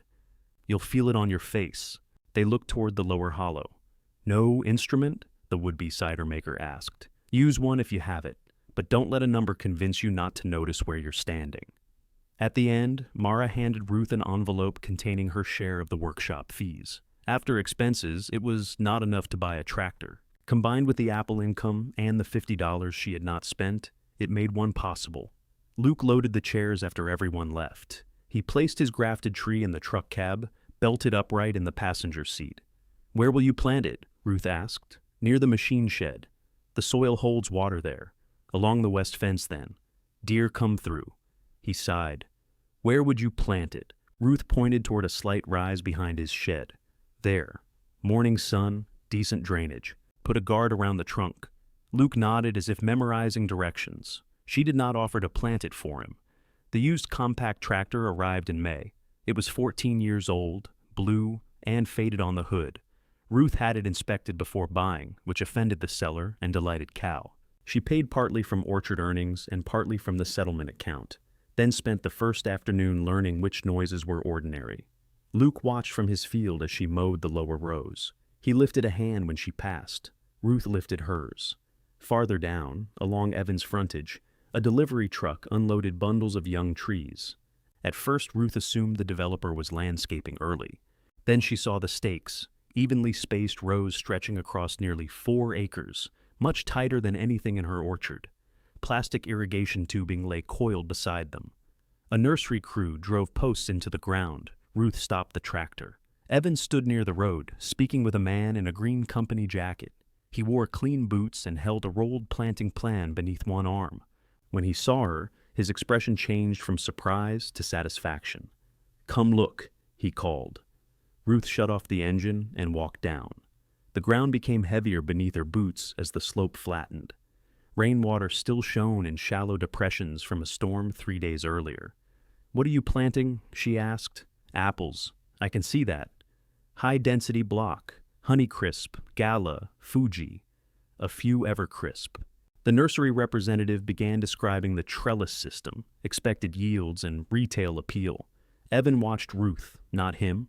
"You're putting Honeycrisp in this soil?" she asked. Dwarf rootstock, drip irrigation, modern setup. What rootstock? The representative named it. Ruth looked across the dark ground. It doesn't like wet feet. We installed drainage, Evans said. Where? He pointed toward narrow trenches running between the planned rows. Ruth crouched and pressed her fingers into the soil. The top inch crumbled. Beneath it, clay held together like cold dough. When did they close those trenches? She asked. Yesterday, and it rained 3 days ago. So, the water hasn't left. The representative shifted. The trees will be planted on raised berms. How high? 6 to 8 inches. Not enough in the low section. Evan's satisfaction disappeared. They know what they're doing. I'm sure they do. You don't sound sure. Ruth stood, wiping soil on her jeans. You're planting varieties selected for selling, on rootstock selected for size, in rows selected for machinery. What did you select for this ground? The representative answered with drainage specifications and soil amendments. He was not foolish, and his plan was not absurd. It was simply optimistic in the way plans became when every problem had been assigned a product. Evan rolled the planting diagram tighter. My orchard is on the valuable land, he said. I can afford to do it right. Ruth looked uphill at her crooked old trees, then at the young bundles waiting beside the road. Money helps, she said. He heard the rest anyway. You want this to fail? No. You don't like that I'm doing what you're doing. You aren't. The nursery crew had stopped close enough to listen. Ruth lowered her voice. Before you plant, dig one hole at the bottom of that block tomorrow morning. If there's water in it, raise the berms or move the lowest rows. Evan's jaw tightened. Anything else? Yes. Don't put all your pollinizers at the ends because it makes the plan look tidy. We have a consultant, then listen to him.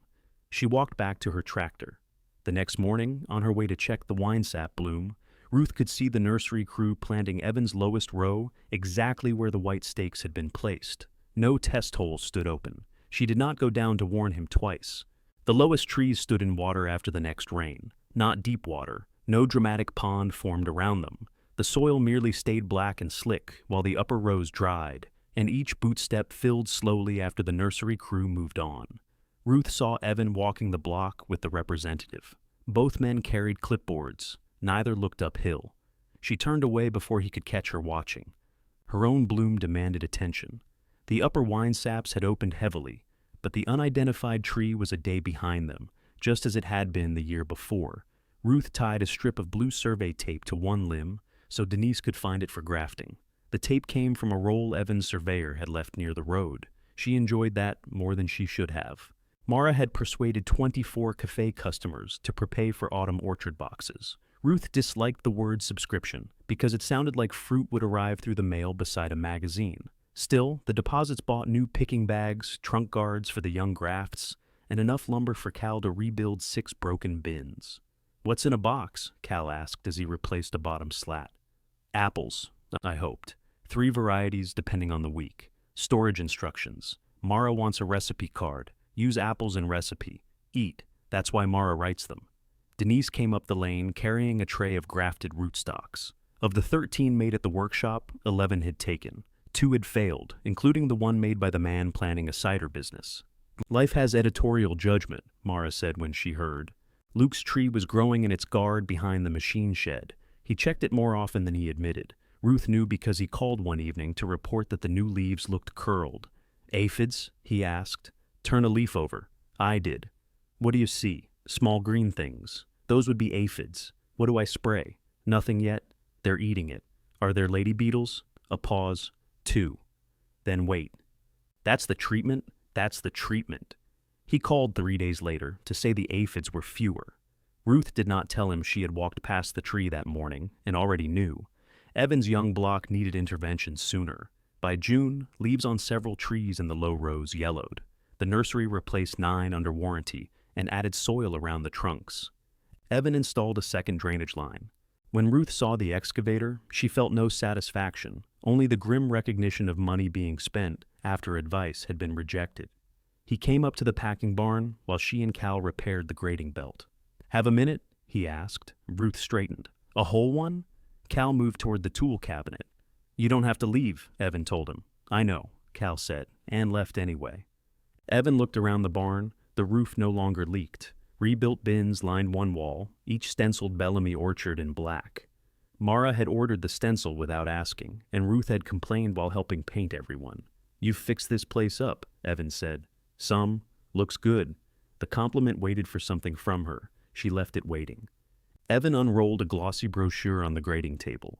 Across the front, Bellamy Ridge appeared in tall gold letters above an aerial photograph of rolling farmland. The picture was not their farm. The hills were too smooth, the trees too perfectly spaced. "Better than using my orchard," Ruth said. We listened. "You use somebody else's. It's licensed stock photography. Then I'm sure the other farm feels respected." Evan pressed the brochure flat. "They want to host an open house in September. We'd like to include a farm component, local products, cider, maybe pies. Mara has a catering rate. I called her. She said to talk to you about apples. I have a wholesale price." His mouth tightened slightly. "I was thinking more of a partnership. Bellamy Orchard featured at Bellamy Ridge. My orchard already has a name. I know, that's the point. The point is, you want what I built to make your houses look rooted. They are rooted. This property has been in our family for 46 years. Your brochure says established 1894. That's the development company. It sits under Bellamy Ridge. No one's claiming we've been here since 1894. Only people who read from top to bottom." Evan rolled the brochure again. "You always assume the worst now. No. I read the print. We could bring you customers. I have customers. You have 20 people picking up apple boxes. 24. He gave a short laugh. "Fine. 24. I'm talking about exposure. Exposure is what happens when the barn roof comes off." His face changed. For 1 second he nearly laughed with her. Then pride returned. "I'll pay wholesale," he said. "For how much?" 10 bushels mixed. Whatever looks best." Ruth named her price. "That's higher than last year. So are my costs. I can buy apples from Foster's supplier for less." "Yes." He waited for her to compete. When she did not, he slid the brochure beneath his arm. "I'll let you know." "Do?" He bought 6 bushels 2 weeks later and did not mention the difference. The orchard boxes began in late August, with early apples Ruth would once have sold in bulk.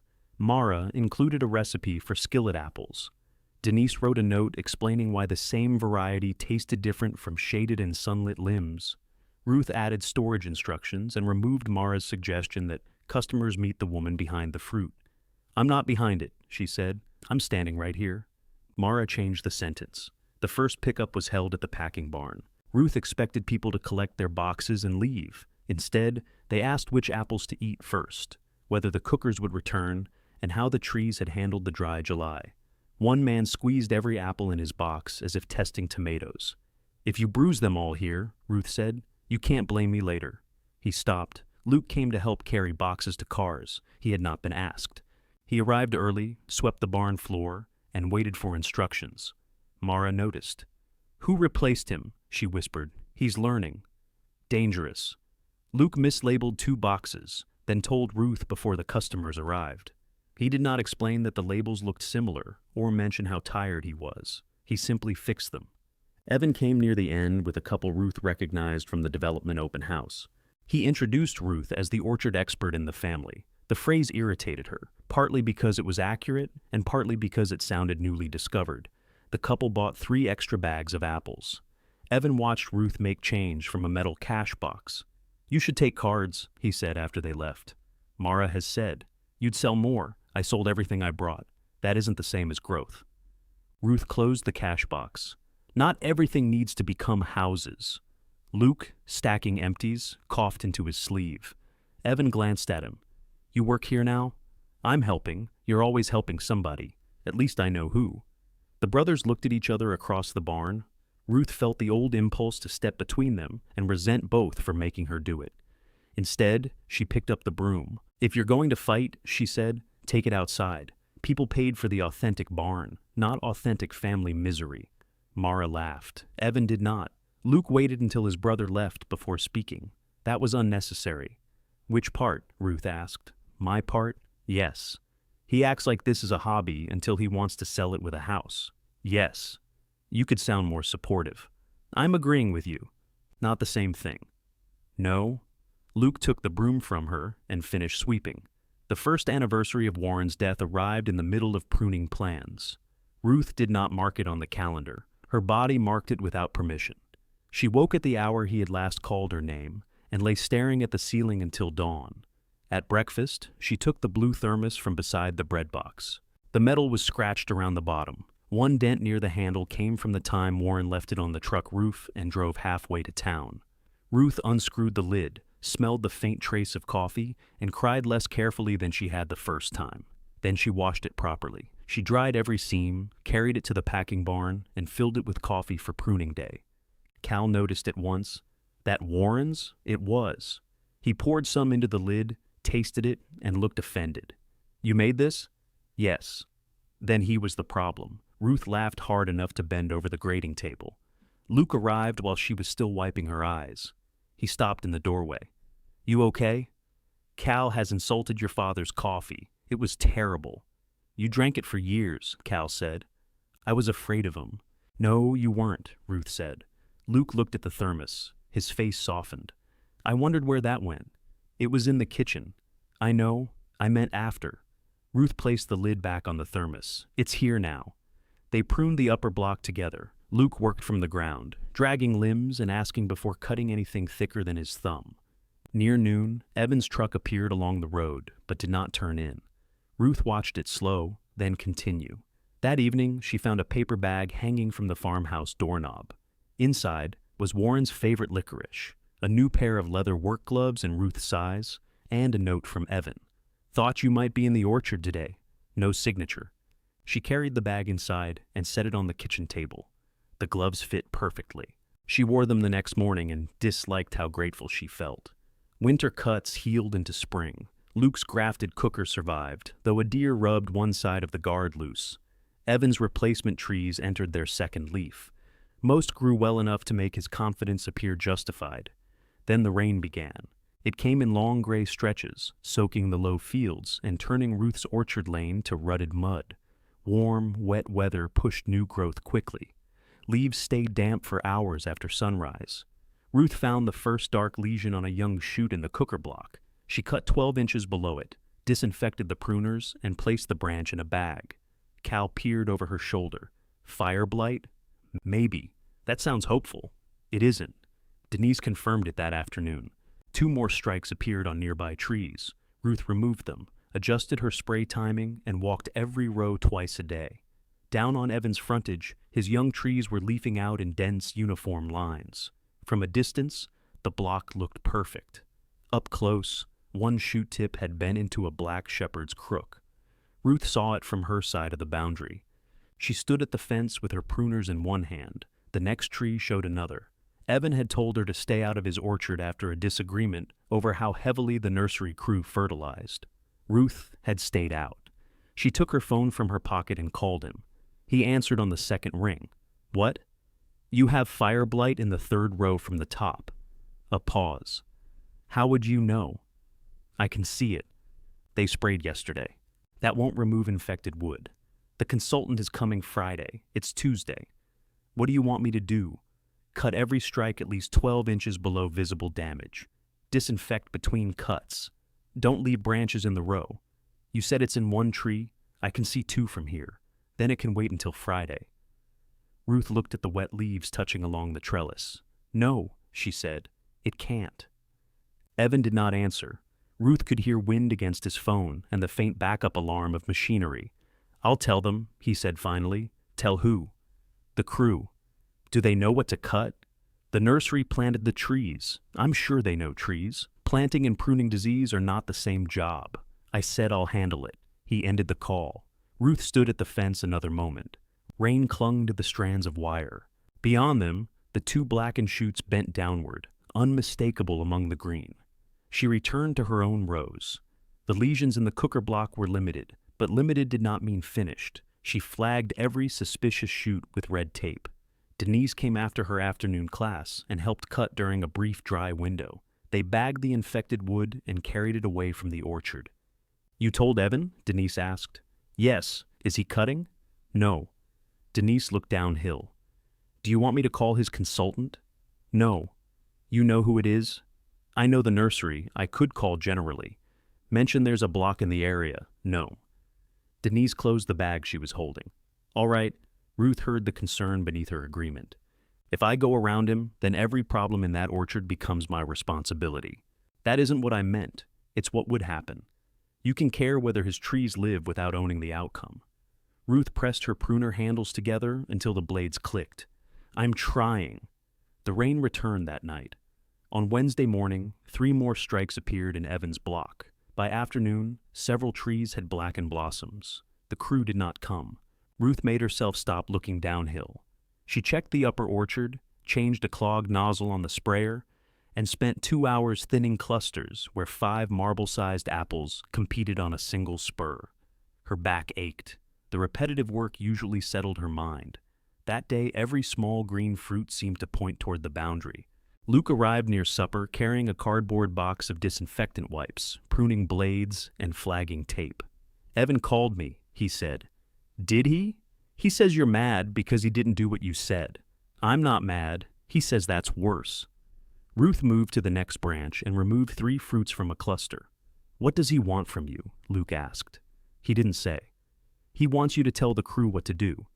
Then he should ask. He thinks he did. He said, what do you want me to do? That is not asking for help. That is asking for an answer he can ignore. Luke set the box beneath the tree. How bad is it? Worse than Tuesday. Can it kill the trees? Yes, all of them. It can move into the rootstock, especially young trees, especially with that much soft growth. Luke looked toward Evan's block. He fertilized too much? He followed the nursery rate. Is that a yes? For his wet ground and those trees, yes. Luke rubbed a hand over his face. Can I cut it?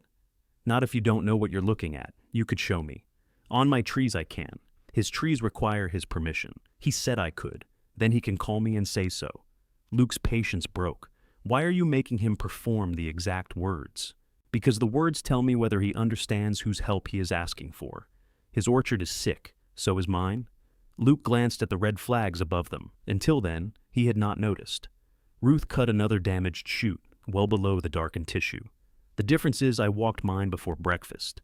He crouched to gather the branch. What do we do here? We finish this row, then the next one. They worked until the light thinned. Luke learned to follow the discoloration down the bark and cut into clean wood. He made Ruth inspect every cut. On the 3rd tree, he found a strike she had missed. Here, Ruth bent closer. The tip had only begun to curl. Yes. He did not smile, but his shoulders straightened. Evan called at 6 the next morning. How much would you charge to come look? He asked. Ruth sat on the edge of her bed, 1 foot in a slipper and the other bare. Your consultant comes tomorrow. I moved him up. He can be here this afternoon. Then you have help. I want you there too. The sentence sounded extracted with tools. Ruth looked at Warren's watch on the dresser. She still had not opened the box since the inventory. Why? Because you saw it first. That isn't a qualification. Mom, what do you need from me? I need you to walk the block, tell us what you think, and help make a plan. There it was. Not graceful, but complete. I'll charge the consultant's hourly rate, she said. Silence. You're serious. Yes. He has a degree. Then you can hire only him. You've never charged anybody that much in your life. You don't know what I've charged. I know you charge 12 people less than that for a whole workshop. Each. This is family. Family didn't lower the price of my acreage. He made a sound of disbelief. You've been waiting to say that. No. I've been waiting for you to understand it without hearing it. This isn't about the land. It is exactly about the land. You took every acre you considered valuable. My knowledge wasn't included in the deed. You want me to fail so your little orchard looks important. Ruth closed her eyes. No, she said. I want you to stop treating my work as something that appears whenever you need it. He hung up. At 8, Luke's truck pulled into the yard. He came to the back door without knocking, stopped himself, and knocked. Ruth opened it. He called you, she said. He called everybody. Then he has plenty of help. Luke stepped inside. He says you want to charge him more than his consultant. The same. Good. Ruth had prepared herself to argue. Good? He should pay you. She stared at him. Luke took a mug from the cabinet and filled it with coffee. Do you want some? I have some. This is cold. I know. He poured hers out, refilled it, and set it beside her. He paid a landscape architect to choose decorative grasses for the entrance, Luke said. He can pay you to keep 4 acres of trees alive. He says I'm being cold. You are. Ruth looked at him. So is a wrench, Luke added. Still useful? That sounds like Cal. I've been around him. Ruth wrapped both hands around the hot mug. If Evan loses those trees, he loses money he doesn't have. He knew the soil was wet. He believed the drainage plan. He believed the answer he paid for. So do most people. Luke sat across from her. You can lower the rate if you want. Just don't do it because he punishes you for naming one. At 9:15, Evan called back. Fine, he said. Same rate. I want an invoice. You'll get one. And I want it clear you're consulting. You're not responsible if the trees die. I'll put that in writing. He sounded almost disappointed that she agreed. The nursery consultant arrived at noon in a white truck. His name was Patrick Hales, and he was the man in the green jacket from planting day. He greeted Ruth without defensiveness. You were right about the low rows, he said. Evan looked away. Ruth liked Patrick for saying it and distrusted him for saying it in front of Evan. They walked the block slowly. Up close, the damage was worse. Fire blight had entered through blossoms and young shoot tips. Several cuts made by the crew were too close to visible symptoms. In one tree, discoloration extended almost to the graft union. Patrick recommended removing 6 trees entirely and cutting hard into 23 more. Ruth agreed with most of it. They disagreed about 4 trees near the center. I'd leave a nurse limb on those, Ruth said. Take everything else, but don't strip them bare in this sun. We can paint the trunks, Patrick replied. You can. A living limb regulates more than paint. It may leave infected tissue. Not if the cut is clean here. She placed her finger against the bark below the last visible discoloration. Patrick shaved a thin strip with his knife. The wood beneath was pale. Fair, he said. Evan watched the exchange as if someone had changed languages without warning. Ruth examined the irrigation schedule, fertilizer records, and soil moisture readings. Patrick had reduced irrigation after the rain, but the nursery crew had applied nitrogen before the wet spell, encouraging tender growth. Stop feeding them, Ruth said. They need establishment growth, Evan replied. They have too much. The upper trees look good. The upper trees are not the lower trees. Patrick nodded. We suspend nitrogen for the rest of the season. Evan looked from him to Ruth. That's it? We cut them back and stop feeding? We monitor twice a day while conditions stay warm and wet, Ruth said. New strikes get flagged. We cut in dry weather, clean tools, remove the debris, watch the rootstocks. I have meetings, then pay someone who doesn't. He bristled. Patrick wrote on his clipboard. By late afternoon, 6 young trees lay in a pile near the road. Their roots came free with dark, wet soil clinging to them. Evan stood beside the pile, hands on his hips. They looked healthy 2 weeks ago, he said. They were vulnerable 2 weeks ago, Ruth replied. That sounds like something people say afterward. Sometimes afterward is when people listen. He turned toward her. Sweat darkened his shirt between the shoulder blades. He had worked with them despite several calls vibrating unanswered in his pocket. Did you enjoy this? He asked. Ruth looked at the removed trees. No. Not even a little? No. He searched her face, perhaps hoping to find cruelty because cruelty would excuse him from shame. Ruth handed him the marked-up monitoring sheet. Walk the rows tomorrow before it warms up. You'll come? No, I have my own orchard. I'm paying you. For today, call if you find something you can't identify. The clock starts when I answer. His laugh was sharp, but not entirely angry. You really have changed. Ruth folded her gloves into her back pocket. You only noticed because I sent an invoice. She billed him for 5 hours. He paid in 9 days.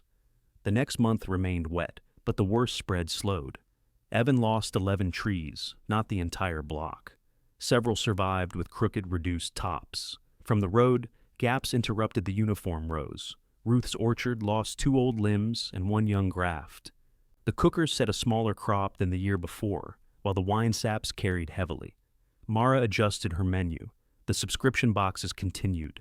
There was no clean victory, only trees that lived and trees that did not. Luke began walking Evan's block twice a week. Evan allowed it after pretending the arrangement was his idea. Luke brought Ruth photographs when uncertain, and Ruth charged no fee for answering him because he asked about what he had observed, not what he wanted her to take over. One evening, he placed his phone beside her plate at the kitchen table. See this dark spot? Ruth enlarged the image. Mechanical damage. Trellis wire rubbed the bark. So, not blight. No. Luke exhaled. I'm getting good at being wrong. That's most of learning. He picked up his fork. Ruth had made meatloaf, the first one since eating the neighbor's frozen version after Warren died. She had invited Luke because he was already there, not because the evening required a family meal. Evan says the trees might crop next year, he said. Some will. He wants to sell apples at the development office. Then he'll need to learn when to pick them. Luke chewed slowly. He thinks color tells you, for some varieties, partly. And the others, seeds, starch, taste, release from the spur, weather, what they're for. That's not one answer. No. Outside, the leaves shivered under the first dry north wind in weeks. Luke looked toward the orchard window. How long until I know? Ruth followed his gaze to the crooked rows rising into evening. Longer than you want, she said. Sooner, if you keep looking. Luke kept looking. Through winter, he came to pruning days often enough that Cal stopped asking whether he had been invited. He learned to set an orchard ladder with its third leg uphill, to make a cut without tearing bark, and to carry branches butt first, so the twigs did not whip everyone behind him. He still asked questions designed to produce rules. How many water chutes do I leave? Enough. How much is enough? Depends on the tree. Can anything depend on a number? Your invoice. By the second grafting workshop, Luke could demonstrate a whip and tongue graft without Ruth correcting his knife angle. She let him teach one end of the table while Denise taught the other. Evan did not attend. He sent his orchard manager, a quiet 58-year-old named Roy Tiller, who took careful notes and never said, "That isn't how the nursery told us." Ruth respected him immediately. Roy asked about crop load on young trees. "Less than the owner wants," Ruth said. He smiled without showing teeth. "That's been my estimate." Evan's third-leaf trees flowered in thick bands of white and pink along the trellises. The lost trees left gaps, but the surviving Honeycrisps and Galas set fruit heavily. Roy thinned them twice. Evan complained once, then stopped after Ruth asked what price he placed on a snapped central leader. Ruth's orchard moved at its uneven pace. The lower rows bloomed poorly after a cold night. The upper wine saps set well. The cookers carried a moderate crop, enough for Mara's pies and apple butter, if weather held. Weather rarely respected contracts.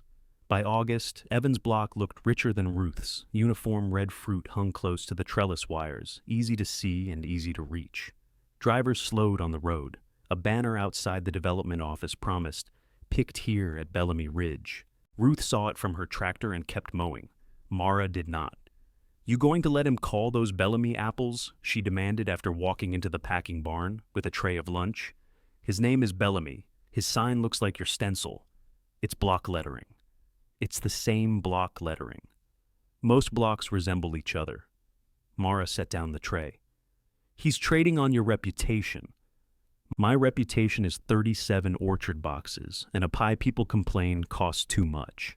42 boxes, and they complain while buying 2. Ruth opened the lunch tray. "Is that chicken salad? Don't distract me with my own sandwich." He grew the apples. Roy grew the apples. Roy was paid by Evan and taught by you. Roy paid for the workshop. Mara pulled out a chair. "You have a terrible habit of being fair when I want to be furious. It saves energy." That was not entirely true. Fairness required more effort when anger had already furnished the room. Evan's fruit was real. His investment had survived its bad beginning. He had hired Roy, followed the reduced fertilizer plan, replaced dead trees, and paid Ruth's invoice. Pretending he had done nothing would turn Ruth's knowledge into magic, and she knew better than anyone that no orchard ran on one person's wisdom. What bothered her was not that Evan's trees bore, it was how quickly he mistook bearing for knowing. He proved it the first week of September when he began picking the brightest Honeycrisps for the development office. Roy called Ruth from the lower block. "I told him the starch is still high," he said. "Then tell him again. He says buyers eat with their eyes. They don't keep chewing with them. You want to come down?" "Is he paying?" Roy laughed. "I'll handle it." The apples went into branded paper bags. People bought them. 2 days later, Evan carried one up to the packing barn and placed it on Ruth's grading table. "Try it. I've tried Honeycrisp. Try mine." Ruth bit into the apple. It cracked cleanly. The flesh was juicy, sharply acidic, and not yet sweet enough. "Well, good crunch. That's it? Needs 5 days. Maybe 7. Customers like tart. This isn't tart. It's early." He took the apple and bit where she had. His face revealed nothing. "We sold out," he said. "Then they won't bring them back. They're apples, Mom, not automobiles." "No. A person might give an automobile a second chance." He laughed despite himself, then set the bitten apple down. "The weather service says wind next week. I heard. Could drop the crop." "It could. So, waiting has risk. So does picking early. I can't win with you. You keep trying to win against fruit." He left the apple on the grating table. Ruth cut it later and set the slices beside one picked at proper maturity. Luke tasted both without being told which was which. "This one's better," he said, pointing to the ripe fruit. "Why?" "Sweeter." "What else?" He tasted again. "The first one finishes green." "That sounds like Mara. She's been around me." The wind forecast worsened. What began as a chance of strong gusts became a line of thunderstorms expected to cross the county late Friday. Gusts could reach 60 miles per hour. Heavy rain would soften the ground first, making old trees more vulnerable. Ruth walked her rows with Cal, Denise, Mara, and Luke. They marked priorities. The ripe early fruit would be picked. So would the cookers ready for Mara's orders. The upper wine saps were not fully mature, but those on the exposed western limbs would fall if left. Lower interior fruit had a better chance. "We can't get it all," Mara said. "We aren't trying," Ruth replied. Cal looked toward two old trees near the barn. "What about those romes? Leave them. They're loaded. They're also low value, and the limbs are sound. Feels wrong. It'll feel worse if we spend 4 hours there and lose the cookers." They stacked empty bins inside the barn and secured the doors. Cal checked the roof screws. Denise brought tarps. Mara rescheduled cafe prep and promised food for everyone. Luke called Evan to ask about his plan. "He has a crew coming Thursday and Friday," Luke reported. "He wants to pick all the galas and most of the Honey Crisp." "Some Honey Crisp can come off," Ruth said. "He says you should send Cal and Denise down after we finish the cookers. We won't finish before his crew. He says his crop is worth more. Then he can afford more pickers." Luke hesitated. "He asked me to help him Thursday." "What did you say? That I'd already told you I'd be here?" Ruth checked the latch on a picking ladder. "You can go." "I know. He has more fruit." "I know that too. You're better at his trees now than most of his temporary crew." Luke's face tightened. "Do you want me to go?" Ruth wanted him to stay. The answer rose so quickly it embarrassed her. "I want you to decide before the work starts," she said. "I don't want you standing in my row resenting where you are." Luke looked downhill, where Evan's trees formed straight green walls. "I'll be here at 6, he said. Thursday began cool and clear. Ruth's group picked steadily, filling Mara's crates first. No one rushed ladders. Ruth moved between rows, checking bags, changing priorities, as the exposed fruit came free more easily. By noon, Evan's lower block was crowded with workers. Music played from a truck. Bins filled quickly beneath the trellises. At 1, Evan drove up the lane. "I need Luke," he said without getting out. Luke was on a ladder. He climbed down. "What happened?" he asked. "Roy sent half the crew home." "Why?" "They were pulling spurs, dropping fruit, bruising everything." Ruth glanced at the branded bins in his truck. Apples had been piled too high, the top layer shifting with every movement. "Where's Roy?" Luke asked, trying to train the ones who stayed. "We're behind." Luke wiped his forehead with his sleeve. "How far?" 2 full rows of Gala, 3 Honey Crisp. Weather moved up. Storm could hit by 4 tomorrow. "We still have the upper wine saps," Ruth said. Evan looked at her. "Your wine saps are worth half what mine are. Then losing them will cost you less." "That isn't what I meant. It's what you said." He got out of the truck. "We're talking about maybe $30,000 of fruit down there. Then hire a competent crew. Today? From where?"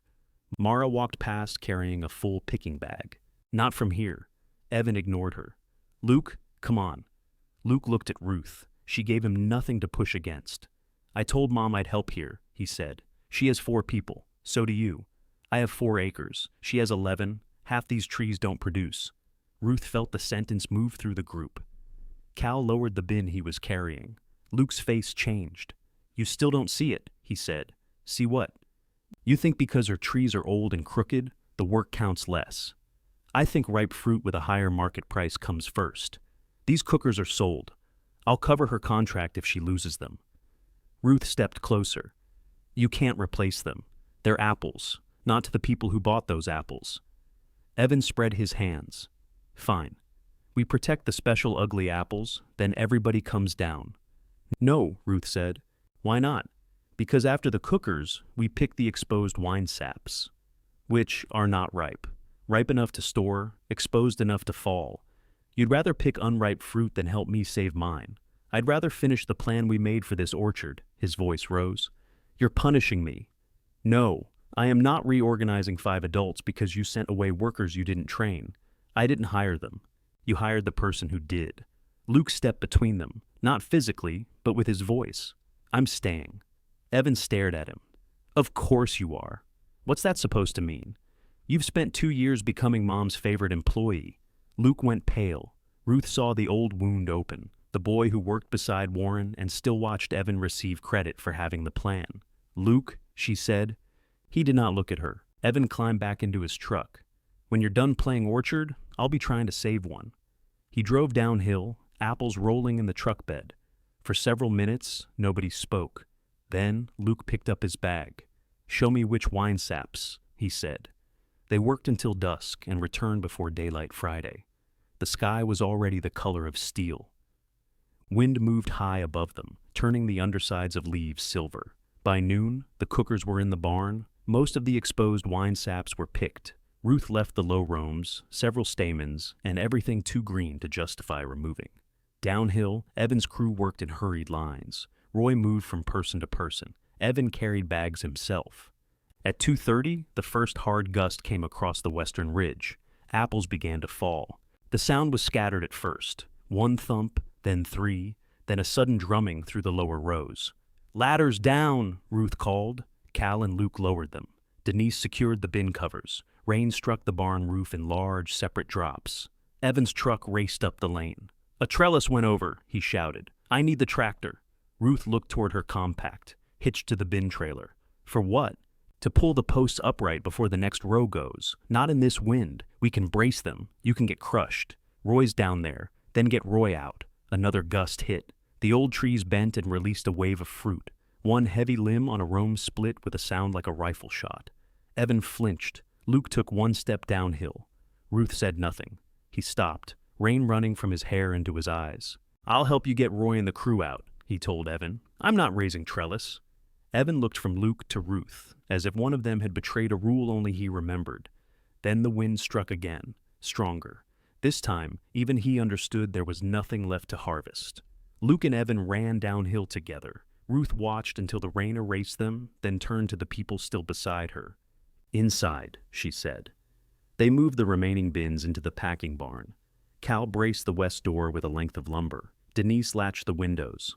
Mara spread tarps over the cookers as if a roof repaired with new metal required her personal distrust. The wind struck the barn broadside. Every sheet of metal flexed. Dust sifted from the rafters. Ruth stood beneath the roof and listened for the difference between noise and failure. A branch scraped the north wall. Something heavier landed behind the barn. The power went out, silencing the grating belt motor Cal had been testing before the storm.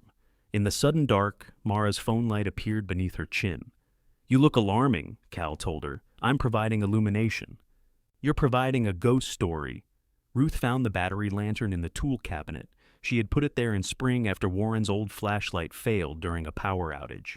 The beam revealed 5 wet adults, a line of full bins, and the cider press holding nothing down now that the roof rope had been removed.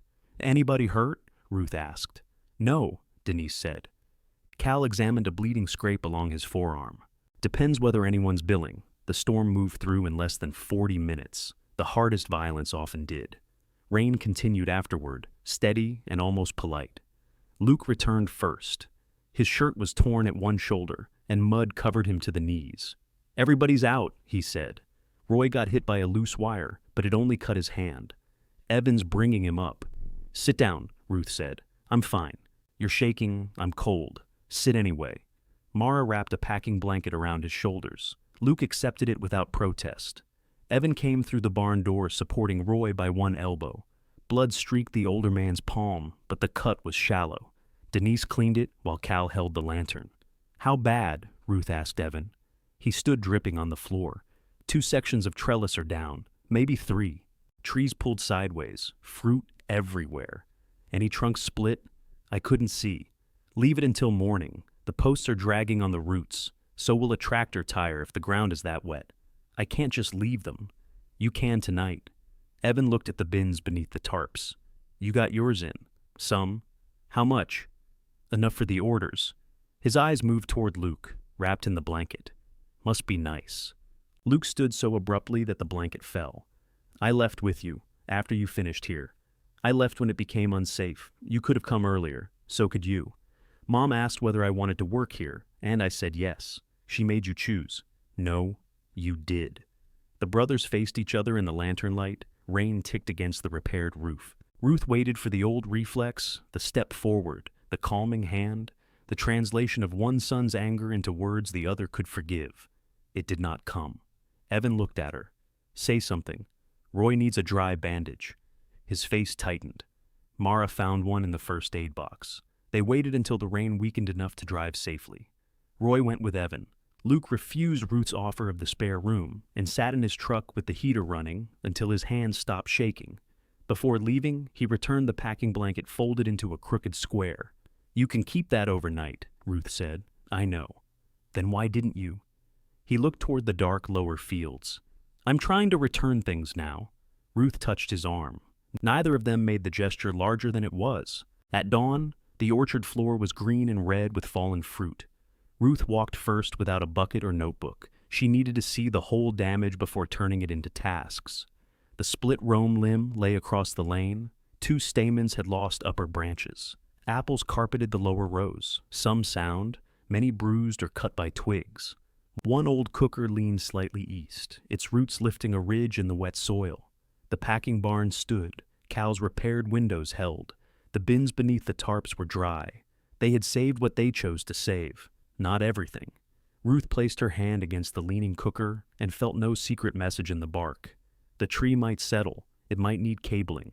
It might die slowly, despite everything she knew. Knowledge did not make her sovereign. It made her responsible for choosing the next useful act. Cal arrived carrying chains, come-along, and coffee.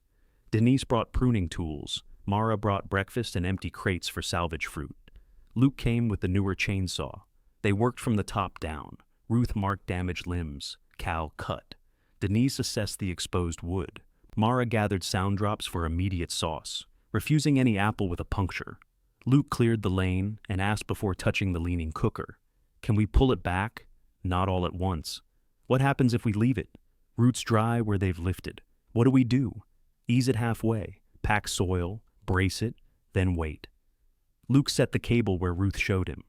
By noon, Evan's block was visible through the cleared lane. Trellis posts lay at angles. Trees leaned together like people on a failing bus. The ground between rows was bright with dropped galas and honeycrisps. Evan stood alone near the lowest section. Ruth walked down. He saw the mud on her clothes and the sawdust in her hair. Come to inspect? No. Then why are you here? To see whether the roots lifted. He looked back at the fallen trellis. Some. Roy. Getting the crew. Have them lift the wire before the trees. If they pull the posts first, the tension could tear more roots. I know. Ruth waited. Evan's shoulders lowered. Roy told me. Good. He nudged a fallen apple with his boot. They're all ruined. Not all. They hit the ground. Some can go for immediate processing. Some are bruised, not split. Mara take them? You'd have to ask Mara. I'm asking you. She owns her business. His laugh had no humor. Everybody owns a business now. Yes. He picked up a Honeycrisp and turned it in his hand. One side was perfect. The other had struck a trellis wire, leaving a deep crescent. I was counting on this crop, he said. Ruth knew the development sales had slowed. She knew because Evan had stopped mentioning them. She also knew better than to turn knowledge into invitation. How much did you insure? She asked. Not enough. That was a business decision. Everything's a business decision with you now. No, that's why you're invited to supper without an invoice. He looked at her. She nodded toward the damaged block. This is business. And if I can't cover it, then you decide what to lose. The words angered him. She watched them do it. I could lose the whole orchard. You won't. How do you know? Because the roots on the upper rows are still in the ground, the lower trees can be reset. You'll lose fruit, posts, labor, and some trees. That's supposed to make me feel better? No. It's supposed to keep you from making a panicked decision because everything sounds cleaner than the truth. Evan stared down at the apple in his hand. Would you help Roy evaluate the trees? Yes. At your rate. Yes. He nodded once. Send the invoice. Ruth turned uphill. Mom? She looked back. I shouldn't have said half your trees don't produce. No, they don't though. Some of them. Some don't produce fruit. They hold soil, break wind, carry pollinizers, and give us grafting wood. He looked past her toward the old orchard. So even the useless ones have a speech. No, they have a use. I have the speech. For the first time since the storm began, Evan smiled. It did not repair anything. Ruth did not ask it to. The season ended smaller than planned. Mara made apple butter from sound windfalls within 48 hours and bought the salvage fruit at processing price. Subscription boxes contained fewer Honey Crisps and more wine saps.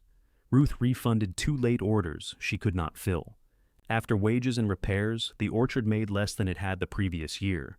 It made enough. The leaning cooker survived. Cal and Luke braced it through winter. Evan reset most of his trees and removed 19 that had torn roots or split leaders. He sold processing fruit under his own name and stopped using Ruth's bin stencil on his signs after she sent him one short email. He did not apologize for the brochure, the settlement map, or the years he had spent assuming Ruth's competence belonged to the family, like a ladder in a shared shed. He did begin asking questions in complete sentences. Ruth accepted the improvement without pretending it was transformation. Luke came every Saturday morning unless he called ahead. Ruth paid him for orchard work after he protested only once. When he refused the second check, she asked whether he intended to give Cal his wages too. Luke deposited it. Denise proposed establishing a small propagation row above the barn for cooker grafts and other local varieties. Mara offered a 3-year purchase commitment if Ruth could maintain the cooker crop. They discussed it at the kitchen table with Elaine, who drew up a simple operating agreement. Ruth kept ownership of the orchard. Mara had first option on specified fruit at an agreed price. Denise managed the propagation row and workshops in exchange for labor, fees, and scion rights. Cal demanded his title be mechanical pessimist. Elaine wrote equipment maintenance consultant. No imagination, Cal said. The agreement named Luke only as paid seasonal labor. He read it twice, then signed his work contract without asking for more. You're not bothered? Evan asked him later. They were repairing bins beneath the packing barn's newly finished roof. Ruth had paid for the remaining section with orchard income, workshop fees, and part of her reserve. Nothing had arrived miraculously. The check had hurt. Luke drove a nail flush before answering. I'm earning what I get here. Your family. So is Mom. Evan had no reply. The first supper under the completed roof was held after the final wine saps had been sorted. Mara brought roast chicken and a tart priced high enough to disturb the dead. Denise made salad. Cal brought coffee that Ruth diluted before anyone arrived. They set a long table between the grading line and the stacked bins. Elaine came directly from work in her running shoes. Roy joined them, his palm healed except for a pale line. Evan brought bread from a bakery that was not Mara's, realized his mistake, and endured her contempt. Ruth carried 2 kitchen chairs from the house. One was hers. The other had been Warren's. She placed them at the end of the table while everyone found seats. Luke stopped beside Warren's chair. His hand touched the back but did not pull it out. Can I? He asked. Ruth looked at the worn rung where Warren used to rest one boot. She thought of his watch still in its box, the thermos now stained with everyone's coffee, and the map that had once covered his place at the table. You can, she said. Luke waited. Ruth moved her own chair aside and made room next to it. But sit here. He carried Warren's chair around the corner and placed it beside hers. Evan sat across from them. Mara poured wine. Cal complained about the portion of chicken he had selected for himself. Denise passed bread. Conversation rose beneath the roof in overlapping, imperfect strands. Outside, the orchard stood dark beyond the open barn doors. Old trees, young grafts, broken limbs healing around careful cuts. Ruth reached for the pie before anyone could serve it to her.